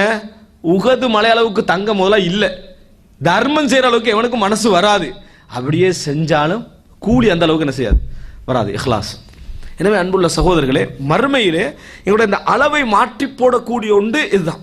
இந்த உலகத்தில் நம்ம யாரை பெருசாக பார்த்து கொண்டிருப்போம் தெரியுமா? நிறைய அமல் செய்யக்கூடியவர்கள், நிறைய நிறைய நிறையன்னு சொல்றோமே, அவர்களைத்தான் நம்ம பெரிதாக பார்த்து கொண்டிருப்போம். யாரோ ஒருவருடைய ஒரு ஈத்தம் பல தர்மம் மறுமையினால பெரிய இடத்துல கொண்டு வந்து வைக்கும். மறுமையினால பெரிய இடத்துல கொண்டு வந்து வைக்கும். குர்ஆனை எடுங்க. அல்லாஹு தஆலா எந்த தர்மம் செய்தவர்களுடைய சம்பவங்களை சொல்லி காட்டுகிறான். அல்லாஹு தஆலா பெருமைக்குரியவன். அல்லாஹு தஆலா இருக்குதானே, அல்லாஹு தஆலா இருக்கிறானே பெருமைக்குரியவன். ஏன் தெரியுமா? அல்லாஹு தஆலா குர்ஆன்ல என்ன சம்பவங்களை செலக்ட் பண்ணி சொல்றான்னு பாத்தீங்கன்னா, கோடான கோடி செலவழித்தவர்களுடைய எந்த சம்பவத்தையும் குர்ஆன்ல சொல்லல. அல்லாஹ் எதை சொல்றான் தெரியுமா? யாருடைய மீசான் மறுமையில் இறைவனுக்கு முன்னால வித்தியாசமா இருக்குமோ அவர்களுடைய மீசான். யார் இந்த உலகத்துல நீங்க தர்மம் செஞ்சு யாரை நினைக்க மாட்டீங்களோ, பிச்சைக்காரர் தர்மம் செய்வான்னு எவரா நம்ம மனசுல சிந்தனையா வந்திருக்குதா? எத்தனையோ பிச்சைக்கார ஆக்களை பார்க்கிறோம். இவன் தர்மம் செய்வான் எண்ணம் எங்களுக்கு எப்பயாவது வந்திருக்குதா? வரல. அவனே பிச்சையில் அவன் எப்படி தர்மம் செய்வான். ஆனால் இந்த உலகத்துல அரிதாக நடந்து வரக்கூடிய ஒரு சம்பவங்கள்ல உண்டுதான் இந்த கூட்டா பிச்சை எடுக்கிறாங்களே, அவன் ஒருத்தனுக்கு ஒன்று கிடைக்காம போயிடும். அன்னைக்கு எங்கேயும் போய் என்னது கிடைக்காம போயிடும். அதனால அவனுக்கு ஒரு பிள்ளைக்கு பாடு கொடுக்கலாம் இருக்கும், அல்லது ஒரு அங்க நோயில கஷ்டப்படுற ஒருத்தரிப்பா, இவன்ட பிச்சை என்ன செய்வான்? பங்கிட்டுக் கொள்வான். நீங்க நினைக்கிறீங்களா இந்த அமலை இறைவன் விட்டு போட்டு பெரிய கோடான கோடி அமலை மட்டும்தான் இறைவன் பாப்பாண்டு? இல்லை. அன்புள்ள சகோதரர்களே, எதை இறைவன் அப்படி முன்னால கொண்டு வந்து வைப்பாண்டு சொல்லவே முடியாது. எதை கொண்டு வந்து வைப்பாண்டு சொல்லவே முடியாது. அதனால தான் ரசூல் ஸல்லல்லாஹு அலைஹி வஸல்லம் அந்த பெண்மணிக்கு சொன்னாங்களே, அந்த ஈத்த பழத்தை பிரிச்சு கொடுத்தாங்களே 3 பகுதியா, அவ பிரித்து கொடுத்தது பிச்சை எடுத்த ஒன்றை பிரிச்சு கொடுத்தாங்க, வேற எதுவும் செய்யல. ஆனா ரசூல் ஸல்லல்லாஹு அலைஹி வஸல்லம் என்ன சொன்னார்கள்? அதுல என்ன ஆச்சரியம், அவளுடைய செயல்பாட்டின் காரணமாக அல்லாஹ் தஆலா அந்த பெண்மணிக்கு சொர்க்கத்தை வாஜிபாக்கி விட்டார். ஏன் சொன்னாங்க? பிச்சை எடுத்து தான் போறாங்க, அவங்க பிச்சை எடுக்கக்கூடியவங்க தான். ஆனா இந்த செய்தி ஹதீஸ்ல பதியப்படுற அளவுக்கு காரணம் என்ன? அந்த பெண்மணி எந்த கூலி எதிர்பார்க்கலாது. அதுல ஒரு தாய் தன் பிள்ளைக்கு செய்யக்கூட எடுக்கக்கூடிய அந்த சந்தோஷத்தை கூட அவங்க எதிர்பார்க்கலாம். அந்த எதிர்பார்ப்புகளே இல்லாத இடத்துல இருக்கக்கூடிய ஒரு அமல் கோடான கோடிக்கு ஈக்குவலா அல்லாஹ் கொண்டு வந்து என்ன செய்வான் வைப்பான். குர்ஆன்ல எடுங்க, பெரும் பெரும் கோடான கோடி தர்மங்களை சொல்லாத அல்லாஹ் ஒரு தர்மத்துடைய சம்பவத்தை சொல்லி காட்டுறான். என்ன தர்மம்? ஒருவர் இரவுல என்ன செஞ்சாரு? விளக்கெல்லாம் அணைச்சிட்டு உணவு கொடுத்தாரு. அதை பத்தி அல்லாஹ் தஆலா யுஸிரூன அலா அன்ஃபுஸிஹிம் வலவ் கான பிஹிம் ஹஸாஸா, தங்களுக்கு தேவை இருந்தாலும் மற்றவர்களை அவர்கள் தேர்ந்தெடுத்துக் கொள்கிறார்கள். வமை யூக ஷுஹ நஃப்ஸி ஃபஉலாயிக ஹுமுல் முஃப்லிஹூன், கஞ்சத்தனத்தை விட்டு பாதுகாக்கப்பட்டவர்கள் தான் வெற்றியாளர்கள். கோடான கோடி தர்மம் செஞ்சவங்களை கஞ்சத்தனத்தை விட்டு பாதுகாத்துன்னு சொல்லல. அங்க சொல்லாம இந்த இரவுல விளக்கு அணைச்சு போட்டு உணவு கொடுத்தது அல்லாஹ் தஆலா சொல்லி காட்டுகிறான். இது இந்த இடம் இருக்குது இஹ்லாஸ். நாளை அல்லாஹ் தஆலா இந்த வசனத்துல இறக்கலன்னு வைங்க, உலகத்துக்கு இந்த சம்பவம் தெரியாது. உலகத்துக்கு இந்த சம்பவம் தெரியாது. இப்படி ஒரு சம்பவத்தின் மூலம் இவருக்கு உயர்வு கிடைச்சது நம்மளுக்கு தெரியாது. எங்க மாறும் இந்த நிலை? மறுமை நாள்ல அவர்கள் பெரும் தர்மவாளியாக இறைவன் சங்கை கொடுக்கிற நேரத்தில் எல்லாம் என்ன செஞ்சிடும்? மீசான் தலைகீழாக மாறக்கூடிய ஒரு நிகழ்வை நம்ம என்ன செய்கிறோம் பார்க்கிறோம். இன்னொன்று அல்லாஹ் தஆலா சொல்றான், தபூக் யுத்தத்துல சுப்ஹானல்லாஹ் எவ்வளவோ தர்மம் செய்தார்கள், அல்லாஹ் அதை எதுவுமே சொல்லல. தபூக் யுத்தத்துல தர்மத்துல எதையுமே அல்லாஹ் தஆலா சொல்லல. ஒன்றை சொன்னான், கொஞ்சம் பேர் அல்லாஹ்ட்ட ரசூல் ஸல்லல்லாஹு அலைஹி வஸல்லம் இடத்துல அல்லாஹ்வின் தூதரே, நீங்க எல்லாம் தேவைன்னு சொல்றீங்க, தர்மம் யுத்தத்துக்கு போறதுக்கு ஆயுதம் தேவை, உணவு தேவை, வாகனம் தேவை, அதெல்லாம் யார் யார்கிட்ட இருக்குதோ அவங்க மட்டும் என்ன செய்யுங்க, வாங்கன்னு சொல்றீங்க. எங்கிட்ட வாகனம் இல்லை, உணவும் இல்லை, ஆயுதமும் இல்லை, ஆனா எங்களை அழைச்சி கொண்டு போங்க, உங்களை பைத்துல் மாலுடைய செலவுல என்ன செய்யுங்க, யுத்தத்துக்கு நாங்கள் கொல்லப்படுவதற்கு எங்களை அழைத்து கொண்டு போங்க. அதான் சொல்ல வராங்க, யுத்தத்துக்கு எங்களை அழைச்சிட்டு போங்க. ரசூலுல்லாஹ் சொன்னாங்க, செலவழிக்க இங்க எதுவுமே இல்லை, தூர பயணம், அவரவர்களுடைய செலவுல தான் இது என்ன செய்யணும் வரணும். திருப்பி அனுப்பிட்டான். திருப்பி போகிற நேரத்தில் அவர்களுடைய உள்ளத்துல ஒரு காரணத்துக்காக இந்த கேள்வி அவங்க கேட்கல, ஒரு இஹ்லாஸாக கேட்டதுனால கண்ணால கண்ணீர் மல்கிச்சு. அந்த கண்ணீரை அல்லாஹ் தான் பார்த்தான். அல்லாஹ் வசனம் இறக்குறான், வலா அலல்லதீன இதாமா அத்தௌக லிதஹ்மிலஹும் குல்த லா அஜிது மா அஹ்மிலுக்கும் அலைஹி தவல்லவ் வ அயுனுஹும் தஃபீது மின தம்இ ஹஸனன் அல்லா யஜிது மா யன்ஃபிகூன். அல்லாஹ் தஆலா சொல்லி காட்டுகிறான், உம்மிடத்திலே எங்களை சுமந்துட்டு போங்க என்று சொன்ன நேரத்தில், செலவழிக்க எதுவுமே இல்லை என்று சொன்ன நேரத்தில் தங்கள் கண்களில் நீர்மல்க திரும்பி சென்றார்களே, அப்படின்னு அல்லாஹ் வர்ணித்து அவர்களை சொல்லி அவர்களுக்கு பாவ மன்னிப்பு வாக்களிப்பதாக சொல்லி அவர்கள் மீது குற்றம் இல்லைன்னு அல்லாஹ் தஆலா குர்ஆன்ல சொல்லி காட்டுகிறான். ஏன் அல்லாஹ் தஆலா இந்த மாதிரி சொல்லுகிறான்? அன்புள்ள சகோதரர்களே, இந்த உலகத்தில் நம்ம கவனம் எடுக்க வேண்டிய மிக பிரதானமான பகுதியா எதுவாக இருந்தாலும் சரி, நீங்க ஒரு சின்ன விஷயத்தை கூட அதில் விட்டுவிடக்கூடாது. எந்த விஷயம் செய்வதாக இருந்தாலும் எதுவாக இருந்தாலும் இதுல நம்மளா முடிவெடுக்க கூடாது. இது இஹ்லாஸுக்கு முரணிலே நம்மளா முடிவெடுக்கவே கூடாது. ஒரு சகோதரர் உங்களுக்கு வழிகாட்டுறான்னு வைங்களே, இதை வெளிப்படையா செய்யாதீங்க, வெளிப்படையா செய்யலாம்னு உங்களுக்கு மனசுக்கு படுது. எப்படி? இதை வெளிப்படையா செய்யலாம்னு படுது. ஆனா ஒரு சகோதரர் சொல்றாரு, இதை வெளிப்படையா செய்யாதீங்க, நீங்க எதை எடுத்துடணும்? எனக்கு அது படாது விட்டாலும், எனக்கு அது தெரியாது விட்டாலும் நம்ம என்ன நினைக்கணும்? வெளிப்படையா செய்யாமல் இருப்பதுதான் எனக்கு நல்லது அப்படின்னு நம்ம நினைக்கணும். அதுதான் சகோதரர்களை எல்லாவற்றையும் தலைகீழாக மாற்றக்கூடிய விஷயம். நாளை மறுமையில் அல்லாஹு தஆலா விசாரிக்கிற விஷயத்துல இந்த இந்த இந்த இஹ்லாஸுக்காக கொடுக்கக்கூடிய கூலிகள் என்று ரசூலுல்லாஹி ஸல்லல்லாஹு அலைஹி வஸல்லம் அவர்கள் சொன்ன செய்திகள் எல்லாம் என்ன செய்கிறோம், நிறைய பார்க்கிறோம், நிறைய என்ன செய்கிறோம், நம்ம பார்க்கிறோம். மீசான், இந்த மீசான் சம்பந்தமாக ரசூலுல்லாஹி ஸல்லல்லாஹு அலைஹி வஸல்லம் அவர்கள் சொன்ன சில செய்திகளை பார்க்குற இடத்துல ஆச்சரியமா இருக்கும். ரசூல் ஸல்லல்லாஹு அலைஹி வஸல்லம் சொல்றாங்க, நம்ம கணக்கே எடுத்திருக்க மாட்டோம். அங்கவீனம் உள்ளவர்கள் இந்த சமுதாயத்தில் நம்ம என்னதான் நம்ம உதவியெல்லாம் செஞ்சிட்டாலும் அவர்களுடைய அமல்களையும் அவருடைய செயல்பாடுகளையும் எங்களுடைய உள்ளத்தில் என்ன தரத்தில் வச்சுக்கிறோம். ஆனால் ஹதீஸ்ல நம்ம என்ன பார்க்கிறோம், அப்துல்லா பின் மசூத் ரலியல்லாஹு அன்ஹு அவர்கள் அராக்குச்சியை பிடிப்பதற்காக என்ன செய்தார்கள், ஏறினார்கள். அப்படி ஏறுற நேரத்தில் அவங்களுடைய கெண்டைக்கால் விலகிச்சு, அதாவது ட்ரெஸ் விலகிச்சு, கெண்டைக்கால் விலகிச்சு, அது ஸ்லிம் ஆயிடுச்சு மிச்சம். அது ஒரு மனிதனுக்கு என்ன செய்ய பார்க்க நல்லா இருக்காது. அதை பார்த்து நபி தோழர்கள் ஒரு சிலர் சிரித்துட்டாங்க, பார்த்துட்டு சிரிச்சிட்டாங்க.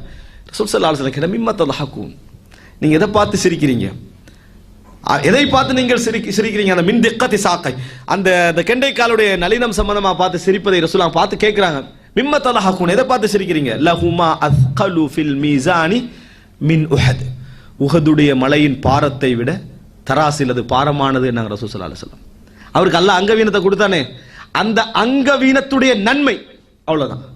கால் உள்ளவன் சம்பாதிக்காத நன்மை அது. எப்படி கால் அங்கவீனமாகிட்டு, அந்த கால் அங்கவீனத்தின் காரணமாக அவர் எதுவுமே அந்த காலால் செய்யாது விட்டாலும் அதுக்குரிய நன்மை என்ன, உஹது மலை அளவுக்கு பாரமான நன்மை என்ன செய்யும், கிடைக்கும் என்று ரசூலுல்லாஹி ஸல்லல்லாஹு அலைஹி வஸல்லம் அவர்கள் சொல்லி காட்டினார்கள். அன்புள்ள சகோதரர்களே, மிக முக்கியமான செய்தி, அல்லாஹ் ரப்புல் ஆலமீன் நாளை மறுமையில் ஐனல் முத்தஹப்பூன ஃபீ ஜலாலி என்ற ஒரு வார்த்தையை சொல்லி அழைப்பான். அல்லாஹ் சிலரை அழைப்பான், சுப்ஹானல்லாஹ். அதை நினைத்தாலே ஒவ்வொரு மூமினுக்கும் மேல் சிரிக்கும். என்ன, அவ்வளவு படைப்புகள், அவ்வளவு பேரும் முன்னால விசாரணைக்கு இருக்கிற நேரத்தில் ஒரு சிலர் அல்லாஹ் தஆலா அழைத்தா பிடிக்கும்.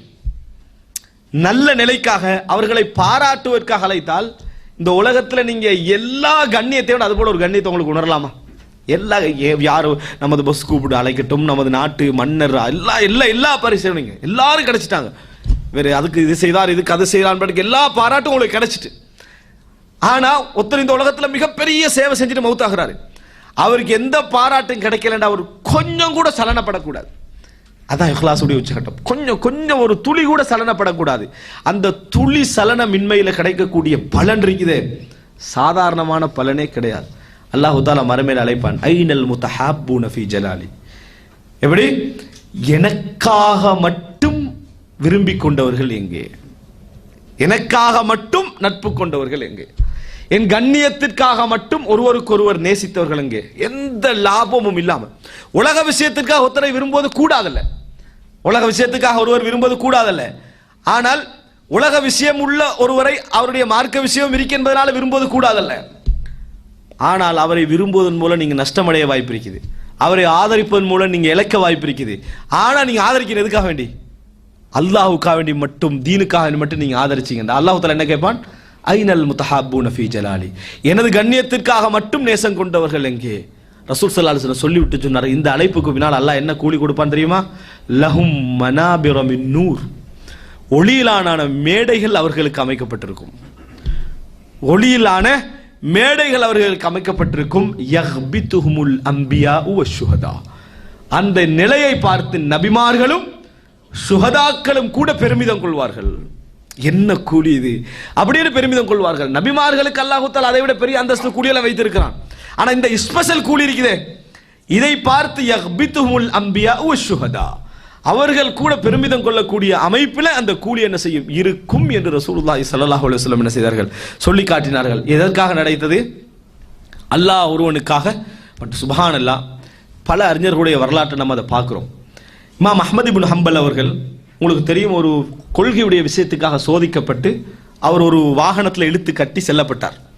இமாம் அஹ்மத் இப்னு ஹம்பல் அவர்கள் மக்களுக்கு உணர்த்தனம், எவ்வளவு பெரியவராக இருந்தாலும் நம்மட தண்டனை என்ன செய்யும் வந்து கிடைக்கும் என்கின்ற அந்த பெருமையுடைய உச்சகட்டத்தின் காரணமாக, சிலருடைய தவறான வழிகாட்டலின் காரணமாக மன்னர் செய்த, அப்பாசிய கலீஃபா செய்த பெரிய ஒரு கொடுமை அது. அவரோட இன்னொருவரை கட்டி தான் வண்டியில இழுத்துட்டு போனார், ரோட்ல இன்னொருவரை கட்டி. அப்படி இழுத்துட்டு போற வழியில இரண்டாவது நபருக்கு உயிர் போக போகிறது. அந்த நேரத்தில் அவர் சொல்றார், என்ன தெரியுமா, யா அஹ்மத், அஹ்மதே இன்னக இமாமுன் துத்தபா, நீங்கள் மக்களால் பின்பற்றப்படுகின்ற ஒரு அறிஞர், நீங்க சொல்றது மார்க்கம் சொல்றீங்கன்னு மக்கள் நம்பி உங்களை பின்பற்றாங்க. அதனால் இந்த கொள்கையில உறுதியாக இருந்து கொள்ளுங்கள். என்றைக்கும் மாறிவிட வேண்டும். என்றைக்கு என்ன செய்ய வேண்டாம்? மாறிவிட வேண்டாம் என்று சொல்லி மரணித்தார். சொல்லி என்ன செய்தார்? மரணித்தார். அன்புள்ள சகோதரர்களே, இறுதி நேரத்திலும் எம்மை விட்டு விலகி செல்லாமல் இருக்கக்கூடிய அந்த உறுதி இருக்குதே, அது மிகப்பெரிய. அது மூசா அலைஹிஸ்ஸலாத்துடைய தோழர்கள் கூட என்ன சொன்னாங்க? கால சாபு மூசா இன்னால முதுரக்கு, நாங்கள் அகப்பட்டு கொண்டோம் தான் சொன்னாங்க. கல்லா இன்னமா ரப்பி சயஹதீன், எனது இறைவன் இருக்கிறான், அவன் எனக்கு வழிகாட்டுவான்னு மூசா அலைஹிஸ்ஸலாம் சொன்னார்கள். அன்புள்ள சகோதரர்களே, இஹ்லாஸ் நம்ம எது செய்து விட்டாலும், இதனால தான் இஸ்லாமிய அறிஞர்கள், பெரும் பெரும் இஸ்லாமிய செல்வந்தர்கள் எல்லாம் பெரிய சோதனையாக அவங்களுக்கு எதை பார்த்தாங்க தெரியுமா? அறிமுகம், சுஹரத், பிரபல்யம் கிடைச்சிட்டு வைங்களேன், அதை பெரும் சோதனையாக அவர்கள் பார்த்தார்கள். கிடைக்கும். அல்லாஹு தாலா ஒரு மனிதனுக்கு பொருளாதாரத்தை கொடுத்து சோதிப்பான், ஒரு மனிதனுக்கு அந்தஸ்தை கொடுத்து, ஒவ்வொரு விஷயத்தை கொடுத்து சோதிப்பான். அதுல ஒரு பெரிய சோதனை என்ன தெரியுமா?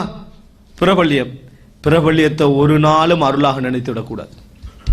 யார் பிரபல்யத்தை அருளாக நினைக்கிறானோ அழிவு அவனுக்கு மிக நெருக்கம். அழிவு என்னது? மிகவும் நெருக்கம். எப்பொழுதும் அன்புள்ள சகோதரர்கள், இந்த பிரபல்யம், சுஹரத் இருக்குதே, அறிமுகம், இதில் அர்த்தம் இரண்டில் உண்டு. அல்லாஹ் உன்னை நல்ல வழியில் உயர்த்த போகிறான், அல்லது அறிமுக லெவலுக்கு கொண்டு வந்து அழிக்க போகிறான். ஒத்தனை அல்லாஹ்வுத்தாலா 4 பேருக்கு மத்தியில் அவமானப்படுத்தவன் நினைச்சான்னா 4 பேரோட முடிச்சிருவான். உலக லெவலில் நீங்க அவமானப்படணும்னா முதல்ல நீங்க என்ன நடக்கணும்? நீங்க பிரபல்யமாகணும். 5 வருஷம் பிரபல்யமான பிறகு இப்போ உங்களை அழிக்க நினைச்சானு வைங்களே, அங்க வச்சு அழிச்சானு வைங்க, 4 பேர்கிட்ட நீங்க அழிவீங்க, உலகத்துல என்ன செஞ்சிருவீங்க? அழிந்து விடுவீர்கள். பிரபல்யம் ஒரு சோதனை. இன்னும் சொல்ல போனா பிரபல்யத்தால என்ன நடக்கும் தெரியுமா? ஒரு அறிஞர் சொல்கிறார், நீங்கள் பிரபல்யமாக இருக்கிறீர்கள் என்றால் அர்த்தம் என்ன தெரியுமா? நீங்கள் உங்களை பிரபல்யப்படுத்தி இருக்கிறீர்கள் என்பது அர்த்தம். உங்களை பிரபல்யப்படு, அதான் உங்களுக்கு ஒரு நசீப் அதில் இருக்கு, உங்களுக்கு ஒரு பங்கு என்ன செய்து அதுல இருக்கிறது என்று அர்த்தம். நீங்க இயன்ற அளவுக்கு ஒளிந்திருந்து பிரபல்யமாகிறது வேற, ஆனால் பிரபல்யம் என்பதுக்கு நீங்கள் ஒரு பங்கு என்ன செஞ்சிருக்கீங்க, பங்கு ஆற்றி இருக்கிறீர்கள் என்பது அர்த்தம் என்றார். அன்புள்ள சகோதரர், இதனால் அவர்கள் நிறைய பயந்தார்கள், நிறைய அதுல ஒதுங்கினார்கள். அதுக்கு நிறைய செய்திகளை பார்க்கிறோம். அன்புள்ள சகோதரர்களே, அன்புள்ள சகோதரர்களே, எனவே நம்ம மிகவும் யோசிக்க வேண்டிய ஒரு செய்தி என்ன தெரியுமா? இது நான் தயவு கூர்ந்து கேட்கக்கூடிய ஒரு செய்தியாக நினைத்துக் கொள்ளுங்கள். இஹ்லாஸ் என்பதை நம்ம விளங்குற அளவுக்கு வரையறுத்து விட வேண்டாம். விரிஞ்சு போங்க, விரிந்து போய் ஒரு பெரிய ஒரு விஷயத்தை செஞ்சுட்டு ஒத்தனுக்குமே தெரியாம அது போகலாம்னு நினைத்தால் அப்படி விட்டுருங்க. அப்படி என்ன செய்யுங்க? விட்டுருங்க. நீங்க செய்த பெரிய ஒரு தியாகத்தை யாராவது கண்டுகொள்ளலன்னு வைங்க, சந்தோஷப்படுங்கள். ஒன்றை புரிந்து கொள்ளுங்கள், நிறைய பேர் குடும்பத்துக்கும் தன் உறவுகளுக்கும் செலவழித்து விட்டு நம்ம தர்மம் செய்து விட்டோம்னு சந்தோஷப்படுவோம். இல்லை, நம் மீது சம்பந்தமுடைய நம்மோடு நெருக்கமுடையவர்களுக்கு உதவி செய்வதிலே ஒரு ஆத்மீக இன்பம் இருக்கிறது. அது உள்ளத்துல என்ன செய்யும்? கூலி இருந்தோ இல்லையோ என்ன செய்யும்? ஒரு இன்பம் அதுல என்ன செய்யும்? இருக்கும். ஆனால் நீங்க உண்மையான இஹ்லாசுடைய அந்த கூலி அடையணும்டா, உங்களை தெரியாத ஒருவருக்கு தர்மம் செஞ்சு பாருங்க. உங்களை தெரியாத ஒருவருக்கு தர்மம் செய்யுங்க, திருப்பி நீங்க அவரை சந்திக்க வாய்ப்பில்லை என்ற ஒருவராக இருக்கணும். அதுல நீங்க இஹ்லாசுடைய கூலியை பார்ப்பீங்க, இஹ்லாசுடைய இன்பத்தை பார்ப்பீங்க. ஒரு தர்மம் செய்யுங்க, அவர்கள் என்னது திருப்பி நீ அவரை சந்திக்க முடியாத ஒரு நபராக இருந்தார்னு வைங்க, அந்த நேரத்தில் உங்களோட உள்ளம் என்ன செய்யும்? அவரை தர்மம் செய்ய விரும்பாது. அவருக்கு 10 ரூபா தான் கொடுப்பீங்க, அவருக்கு 5 ரூபா தான் கொடுப்பீங்க. யாரு தொடர்ந்து வருவாரோ அவருக்கு 50,000 கொடுப்பீங்க. ஏன்? அவர் நம்மளை பார்ப்பாரு, அவரை நம்மளோட கேட்பாரு, அவர் விசாரிப்பாரு. ஆனால் எவன் திரும்பி வருவானான்னு தெரியாதோ அவருக்கு கொடுத்து பாருங்க, அவருடைய இன்பத்தை நம்ம என்ன செய்வோம்? புரிந்து கொள்வோம். அன்புள்ள சகோதரர்களே, மறுமை நாளில் நம்ம இன்னொன்று புரிந்து கொள்ள, இந்த உலகத்தில் எங்களுக்கு என்ன மரியாதை, நம்ம எப்படி நம்ம கணக்கெடுக்கப்படுறோம் என்பதை பற்றி எந்த ஒன்றும் இருக்கக்கூடாது. நீங்க எப்பொழுதும் தனிமையாகிற நேரத்தில் இறைவனுக்கு முன்னால் நீங்க உங்களை நிறுத்தி, உங்களை மனசு உங்களை சமாதானம் செய்யும். உங்களோட மனசு உங்களை என்ன செய்யும்? அந்த சமாதானத்தில் ஒரு பகுதியில் வைங்க, வச்சுட்டு அமல்களை, நீங்க செய்த விஷயங்களை, எண்ணங்களை அப்படி முன்னால நிறுத்துங்க. நிறுத்தி விசாரித்து பாருங்க. நிறுத்தி விசாரித்து பார்க்கிற நேரத்தில் எந்த அமலாவது மிஞ்சுதான்னு நினைச்சு பாருங்க. 99% எஞ்சாது.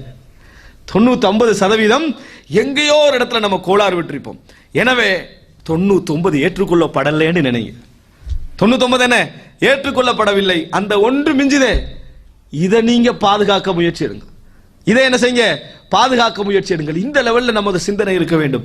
ஏன் அன்புள்ள சகோதரர்களை, மிக பிரபல்யமான அறிஞர்கள் எல்லாம், மிக பெரும் சேவை செய்தவர்கள் நம்ம தெரியறவங்க எல்லாம் இஹ்லாஸுக்காக என்னமெல்லாம் அப்துல்லா இப்னுல் முபாரக், இமாம் அப்துல்லா இப்னு முபாரக் என்றவர் வரலாற்றில் மிகப்பெரிய ஒரு முஜாஹிதாக, ஒரு போராளியாக அறியப்பட்டவர், மிகப்பெரிய ஒரு மார்க்க அறிஞர், மிகப்பெரிய நூட்களை எழுதிய ஒரு மார்க்க அறிஞர், ஹதீஸ்களை நிறைய தந்த ஒரு மார்க்க அறிஞர். ஒரு யுத்த களம், ரோமர்களுக்கு எதிரான ஒரு யுத்த களத்தில் யுத்தம் நடந்து கொண்டிருக்கிறது. அந்த நேரத்தில் வந்து எதிரணியிலிருந்து, அதாவது ஃபர்ஸ்ட்டுக்கு அந்த ஒரு 2-3 பேர் விடுவார்களே, ஆரம்பமாக யுத்தம் செய்த சூடு பிடிப்பதற்கு ஒருத்தரை விடுறாங்க. அந்நியர்களுடைய ஒருவர் வந்து வெற்றி பெற்றுறாரு. 2வது முஸ்லீம் போறாரு, கொல்லப்பட்டுறாரு. 3வது முஸ்லீம் போறாரு, கொல்லப்பட்டுறாரு. 4வது ஒருவர் போனார், அவர் மூலம் இவர் கொல்லப்பட்டுட்டார். அந்த காபிர்களுடைய அணியில் உள்ளவர் என்ன செஞ்சிட்டாரு, அந்த போராட எதிர்த்தரப்பில் உள்ளவர்கள் ஒருத்தர் கொல்லப்பட்டார். இப்படிப்பட்ட ஒரு வீரனை கொண்டுட்டாங்களே, இவ்வளவு பெரிய யுத்தம் அது, கொண்டுட்டாங்களே என்பதனால இவர் யார் அப்படி என்பதற்காக மக்கள் என்ன செஞ்சாங்க, அந்த இடத்துல கொஞ்சம் விரைந்து அங்கனிக்கு சூழ்ந்தார்கள். அந்த யுத்த நேரத்தில் தனது தலையை என்ன செஞ்சிட்டாரு, போர்த்திக்கொண்டு அந்த இடத்தை விட்டு என்ன செஞ்சாரு, அவர் நகர்ந்தார். அந்த இடத்தை விட்டு வேகமாக போக நினைச்சாரு. போற நேரத்தில் அம்ரு என்று சொல்லக்கூடிய ஒரு பெரிய அவருடைய நண்பர், அவர் இவர லெவல் அளவுக்கு என்னது மிகப்பெரிய அறிஞர், அவர் வந்து முகத்தை அப்படி பிடிச்சு இழுத்துட்டார்.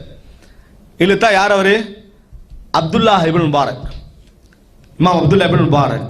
அவர் கேட்டாரு அம்ரை பார்த்து, நீங்களா இப்படி செஞ்சீங்க, நீங்களா எனக்கு இந்த வேலை செஞ்சீங்க அப்படின்னு திருப்பி கேட்டார். அவர் கேட்ட ஒரு கேள்வி என்ன, நீங்களா எனக்கு இந்த வேலையை செஞ்சீங்க அப்படின்னு கேட்டார். அவர் என்ன நினைச்சார் தெரியுமா, ஒரு பெரும் இந்த யுத்த காலத்தில் என்னால வெற்றி கிடைச்சது, ஆனா நான் என்ன செஞ்சிருவேன் இந்த இடத்தை விட்டு. இப்ப மக்கள் என்ன நினைப்பாங்க தெரியுமா, இவரால் இப்படி கிடைச்சேன்னா அவரை பெரிய ஒரு பரக்கத்தா மக்கள் என்ன செய்வாங்க நினைப்பாங்க. ஏன் உமர் ரலியல்லாஹு அன்ஹு அவர்கள் யுத்த காலத்தில் வச்சு காலித் இப்னு வலீதை நிறுத்தினாங்க. சுப்ஹானல்லாஹ், அபூபக்கர் ரலியல்லாஹு அன்ஹு திருப்பி திருப்பி திருப்பி சொல்றாங்க உமர் ரலியல்லாஹு அன்ஹு அவர்கள், காலித் இப்னு வலீதை நிறுத்துங்க, படை தளபதியிலிருந்து நிறுத்துங்க. இஸ்லாமிய சமுதாயம் வெற்றி பெற்று கண்டு போகுது. ஒரு கலீஃபா இந்த மாதிரி யோசிச்சா நம்ம என்ன சொல்லுவோம், விளங்காதவரா இப்ப நம்ம சொல்லுவோம். இஸ்லாமிய சமுதாயம் வெற்றி, நாட்டுக்கு நாடு புடிச்சு புடிச்சு முன்னேறிக்கிட்டு போகுது, அவரை நிறுத்துக்க நிறுத்துக்க நிறுத்துக்க யாரு, உமர் ரலியல்லாஹு அன்ஹு அவர்கள். அதனாலதான் ரசூலுல்லாஹ் ஃபித்னாவுடைய பாபன்னாங்க. யாரு, உமர் ரலியல்லாஹு. கதவு, இந்த கதவு என்ன செஞ்சிரும், எல்லா ஃபித்னாவையும் பிளாக் பண்ணிருமாங்க. யாரு, உமர் ரலியல்லாஹு அன்ஹு அவர்கள். உமர்லாம் ஆட்சிக்கு வராங்க. ஆட்சிக்கு வந்த நேரத்தில் நினைத்தார்கள், அபூபக்கருக்கு நான் என்ன ஆலோசனை சொன்னேனோ அதை நான் செய்யலைன்னா நான் பொய் பிழை செய்கிறேன், தவறு செய்கிறேன், பொய் சொல்கிறேன் அர்த்தம். உடனே யுத்தகாலம் நடந்துட்டு கடிதம் அனுப்புறாரு, காலித் இப்னு வலீதை படை தளபதியிலிருந்து நிறுத்துங்கட்டாங்க. யுத்தம் நடந்துட்டு இருக்குது, காலித் வலீத் நிறுத்தப்படுகிறார், இன்னொருவர் படை தளபதி ஆக்கப்படுகிறார், மக்களுக்கு தெரியப்படுத்தப்படல, ஆனா கட்டளை போய்கிட்டு இருக்குது. யுத்தம், காலித் வலீத் பின்னுக்கு ஆயிட்டார். சுப்ஹானல்லாஹ், காலித் இப்னு வலீத் இஹ்லாஸ், இவ்வளவு பெரிய அவர் நினைச்ச படையை அப்படியே திருப்பிக்கலாம், அவர் அப்படியே ஒதுங்கிட்டார் பின்னுக்கு வந்து ஒரு சாதாரண ஒரு முஸ்லீமாக என்ன செஞ்சார், யுத்தம் செய்தார். எதற்காக அவர் செஞ்சார் தெரியுமா, அது காலித் இப்னு வலீத் அவர்கள் எதற்காக முறையில் செய்தார்கள் தெரியுமா, அல்லாஹு தஆலா இந்த மார்க்கத்துக்கு அவனது தீனை கொண்டு உதவி செய்கிறான் என்பதை இந்த மக்கள் தெரிந்து கொள்ள வேண்டும். காலித் இப்னு வலீதை கொண்டு அல்ல. யாரை கொண்டல்ல, காலித் இப்னு வலீதை கொண்டு உதவி செய்யவில்லை. இன்னமா யன்சுருல்லாஹு தீனஹு, அல்லாஹ் தஆலா தீனுக்கு தான் உதவி செய்றான், காலித் இப்னு வலீதை கொண்டல்ல. இதெல்லாம் இஹ்லாஸுக்குரிய அம்சம். காலித் இப்னு வலீதை நான் சொல்ல வருகிறேன், இந்த வேலையை செஞ்சாரு, அதன் காரணமாக காலித் படை தளபதி நீங்கினாரு, ரசூலுல்லாஹ்வுட காலத்திலிருந்து படை தளபதியாக இருந்தாரு. இந்த அமல்கள் எல்லாம் அழிக்கிற நிலைமையை ஷைத்தான் என்ன செஞ்சுக்கிறான், காலித் இப்னு வலீதுக்கு ஏற்படுத்திக்கிறான். திசை திருப்பலாம், பிரிவை ஏற்படுத்தலாம், எல்லாம் செய்யலாம். ஆனா காலித் இப்னு வலீத் மரணிக்கிற நேரத்தில் என்ன சொன்னார் தெரியுமா, உமர் ரலியல்லாஹு அன்ஹு அவர்கள் விஷயத்தில் நீங்கள் எல்லாம் கவனமாக இருந்து கொள்ளுங்க, அவங்களோட கவனமாக இருந்து அவர்கள் விஷயத்தில் நீங்கள் கவனப்படுங்கள். நிச்சயமாக உமர் இருக்கும் வரைக்கும் இந்த சமுதாயம் நேரான பாதையில் போகும், இந்த சமுதாயம் சரியான பாதையில் போகும் என்ற வார்த்தையை யார் சொன்னார்கள், காலித் இப்னு வலீத் சொன்னார்கள். எதை வச்சு சொன்னாங்க, அதாவது உமர் ரலியல்லாஹு எதுக்கு முயற்சி எடுக்கிறார் என்பதை அவங்க என்ன செஞ்சாங்க, புரிந்திருந்தார்கள். காலித் மரணிக்கிறத கவலையோட சொன்னாரு, நான் எத்தனையோ இடங்கள்ல அல்லாஹ்வுடைய பாதையில போராடி இருக்கிறேன், ஆனா நான் இந்த இடத்துல என்னது விலங்கினங்கள் மரணிப்பதை போல என்ன செய்றேன், நான் மரணிக்கிறேனே, ஷஹாதத் எனக்கு என்ன செய்யல கிடைக்கலன்னு கவலைப்பட்டார். இருந்தும் கூட என்ன உமர் ரலியல்லாஹு அன்ஹு அவர்களை என்ன செய்யல, குறை சொல்லவில்லை. உமர் ரலியல்லாஹு அன்ஹு அவர்களை உயர்ந்த இடத்துல சொல்லிட்டு அவர் என்ன செஞ்சாரு, மரணித்தார். இதன் காரணமாகத்தான் நபித்தோருடைய சமுதாயம் மிக சிறந்த சமுதாயமாக நம்ம பார்க்கிறோம், இஹ்லாஸின் காரணமாக. அன்புள்ள சகோதரர்களே, நினைத்து பாருங்கள், இதெல்லாம் அவர்களுடைய முழு முயற்சி நம்ம கண்டுகொள்ள. இதே மாதிரியான ஒரு யுத்த களத்தில், இதே மாதிரியான ரோமர்களுக்கு எதிரான யுத்த களத்தில் மஸ்லமா படை தளபதியாக இருக்கிறார். அந்த ஒரு கோட்டை அவர்கள் அப்படியே முற்றுகையிட்டு இருந்தார்கள். கோட்டையை முற்றுகையிட்டா அங்க பெரிய வீரமாக எதிர்க்கும் தெரியுமா, அந்த கோட்டைக்குள்ள எப்படி நுழைஞ்சி, கோட்டைக்குள்ள நுழையிறது இலகுவான வேலை, ஆனா நுழைஞ்சு திரும்பி வாரது இலகுவான வேலை அல்ல. முழு படையும் தான் போக முடியாது. ஒருத்தர் என்ன செய்யலாம், ஏதோ ட்ரை பண்ணி நுழையலாம். நுழைஞ்சு கதவை திறக்கிறதுன்றது ஒரு பெரிய போராட்டம். ஏன்னா திரும்பி வர மாட்டார். இந்த மாதிரி நேரத்தில் ஒரு மனிதர் என்ன செய்யறார் என்று சொன்னால், கோட்டைக்குள்ள நுழைந்து தைரியமாக நுழைந்து எதிரிகளோடு போராடி கதவை திறந்து விட்டார். யுத்தம் நடக்கிறது, கதவை திறந்துட்டு தப்பிட்டார். இதன் காரணமாக அந்த யுத்தத்தில் முஸ்லிம்கள் வெற்றி பெற்றார்கள். மஸ்லமா படையை ஒன்று கூட்டிய நேரத்தில், பில்லாஹி அலைக்கும், அல்லாஹ் வச்சு நான் உங்கள்கிட்ட கேட்கிறேன், மன் சாஹிபுன் நஃபக், யார் இப்படி தோண்டி அந்த கோட்டைக்குள்ள போனது யாரு? தயவு செஞ்சு எனக்கு முன்கால என்ன செய்யுங்க, வாங்க, நான் அவரை பார்க்கணும். படை தளபதி கட்டளை இடுறாரு, கட்டாயமா படை வீரர் என்ன செய்யணும், முன்னால வரணும். வரல. திருப்பி கேட்கிறார், வரவே இல்லை. அன்புள்ள ஏன் இப்படி பெரிய ஒரு வீரமான வேலையை செஞ்சுட்டு யாரும் முன்னுக்கு நினைக்கல? தெரிஞ்சா என்ன, தலைவர் தானே கூப்பிடுறான்னு போக வேண்டியதானே. ஆனா அவங்க இதை பாதுகாக்க நினைச்சுக்கலாம், இந்த ஒரு அமலை பாதுகாத்துடணும், இது வெளியே போகக்கூடாது, இதான் எனக்கு மறுமையில என்னது பெரிய ஒரு விஷயமாக இருக்கு, அப்படித்தான் நினைக்கிறாங்க. கடைசியில் ஒரு நாள் தளபதி என்ற அடிப்படையில் அது மாற்றமாக போகுமோ என்ற எண்ணத்தில் ஒரு இரவு என்ன செய்யறாரு, இவர் போறாரு, வாயில் காப்பாளர்கிட்ட சொல்றாரு, நான் மஸ்லமா பார்க்கணும் அப்படின்றாரு. ஏன் என்று கேட்கிறாங்க. இல்ல, நான் இந்த சாஹிபுன் நஃபக் யாருன்னு எனக்கு தெரியும், இப்படி தோண்டி போனாரே அவர் யார் என்று தெரியும், நான் அவரை சொல்லணும்ன்றாங்க. அதுக்காக அனுமதிச்சாங்க. அனுமதிச்ச உடனே தளபதிட்ட கேட்டார், உள்ளுக்கு போய், நான் உங்கள்கிட்ட ஒரு உடன்படிக்கை எடுக்கிறேன், அந்த நபர் யார் என்று உங்களுக்கு தெரிந்த பின்னால் திருப்பி அவரை அழைக்க கூடாது, அவருக்கு பரிசு கொடுக்க கூடாது, அவரை நீங்க யார்கிட்டையும் சொல்லவும் கூடாது, அவருக்கு நீங்க மறந்துடணும் அப்படின்றாரு. சரி என்றாரு. நான் தான் என்ன அந்த வேலையை செய்தேன் அப்படின்னு சொன்னார். அன்புள்ள சகோதரர்களே, மஸ்லமா அதுக்கு பின்னால் யார்கிட்டையும் சொல்லல படை தளபதி. ஆனால் அவருடைய ஒவ்வொரு துஆவிலும், அல்லாஹும் மஹ்ஷுர்னி மா சாஹிபின் நஃபக், யா அல்லாஹ், அந்த தோண்டி போனாரே அவரோடு என்னை எழுப்புவாயாக என்று துஆ கேட்கக்கூடிய ஒரு தளபதியாக இருந்தார் என்ற செய்தி நாம் என்ன செய்கிறோம், பார்க்கிறோம். அன்புள்ள சகோதரர்களே, இஹ்லாஸ்.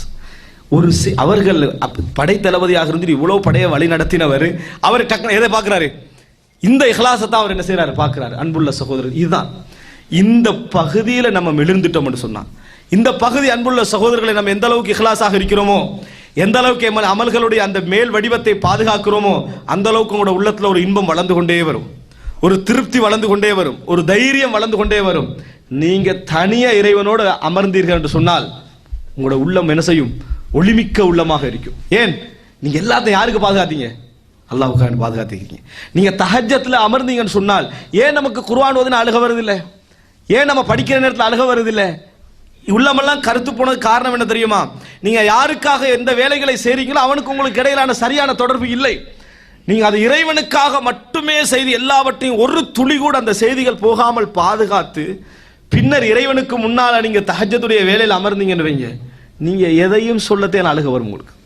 இறைவனை நினை, யா அல்லாஹ், நான் அடைந்து கொண்டிருக்கக்கூடிய போராட்டம் சாதாரணமானதல்ல, நாம் மறைக்க எடுக்கிற போராட்டம் சாதாரணமானதல்ல, எல்லாம் உனக்காகத்தான், எல்லாமே உனக்காக வேண்டித்தான் என்று நம்ம நினைப்போம். மாம் ஷாஃபி ரஹிமத்துல்லாஹி அவர்கள் சொல்கிறார்கள், நான் எழுதின புத்தகங்கள் எல்லாம் மக்களுக்கு போய் சேர்ந்து அது ஷாஃபி எழுதினார் என்ற செய்தி போக சேராமல் இருந்தால் எனக்கு மிகவும் சிறந்ததாக இருந்திருக்கும் அப்படின்றார்.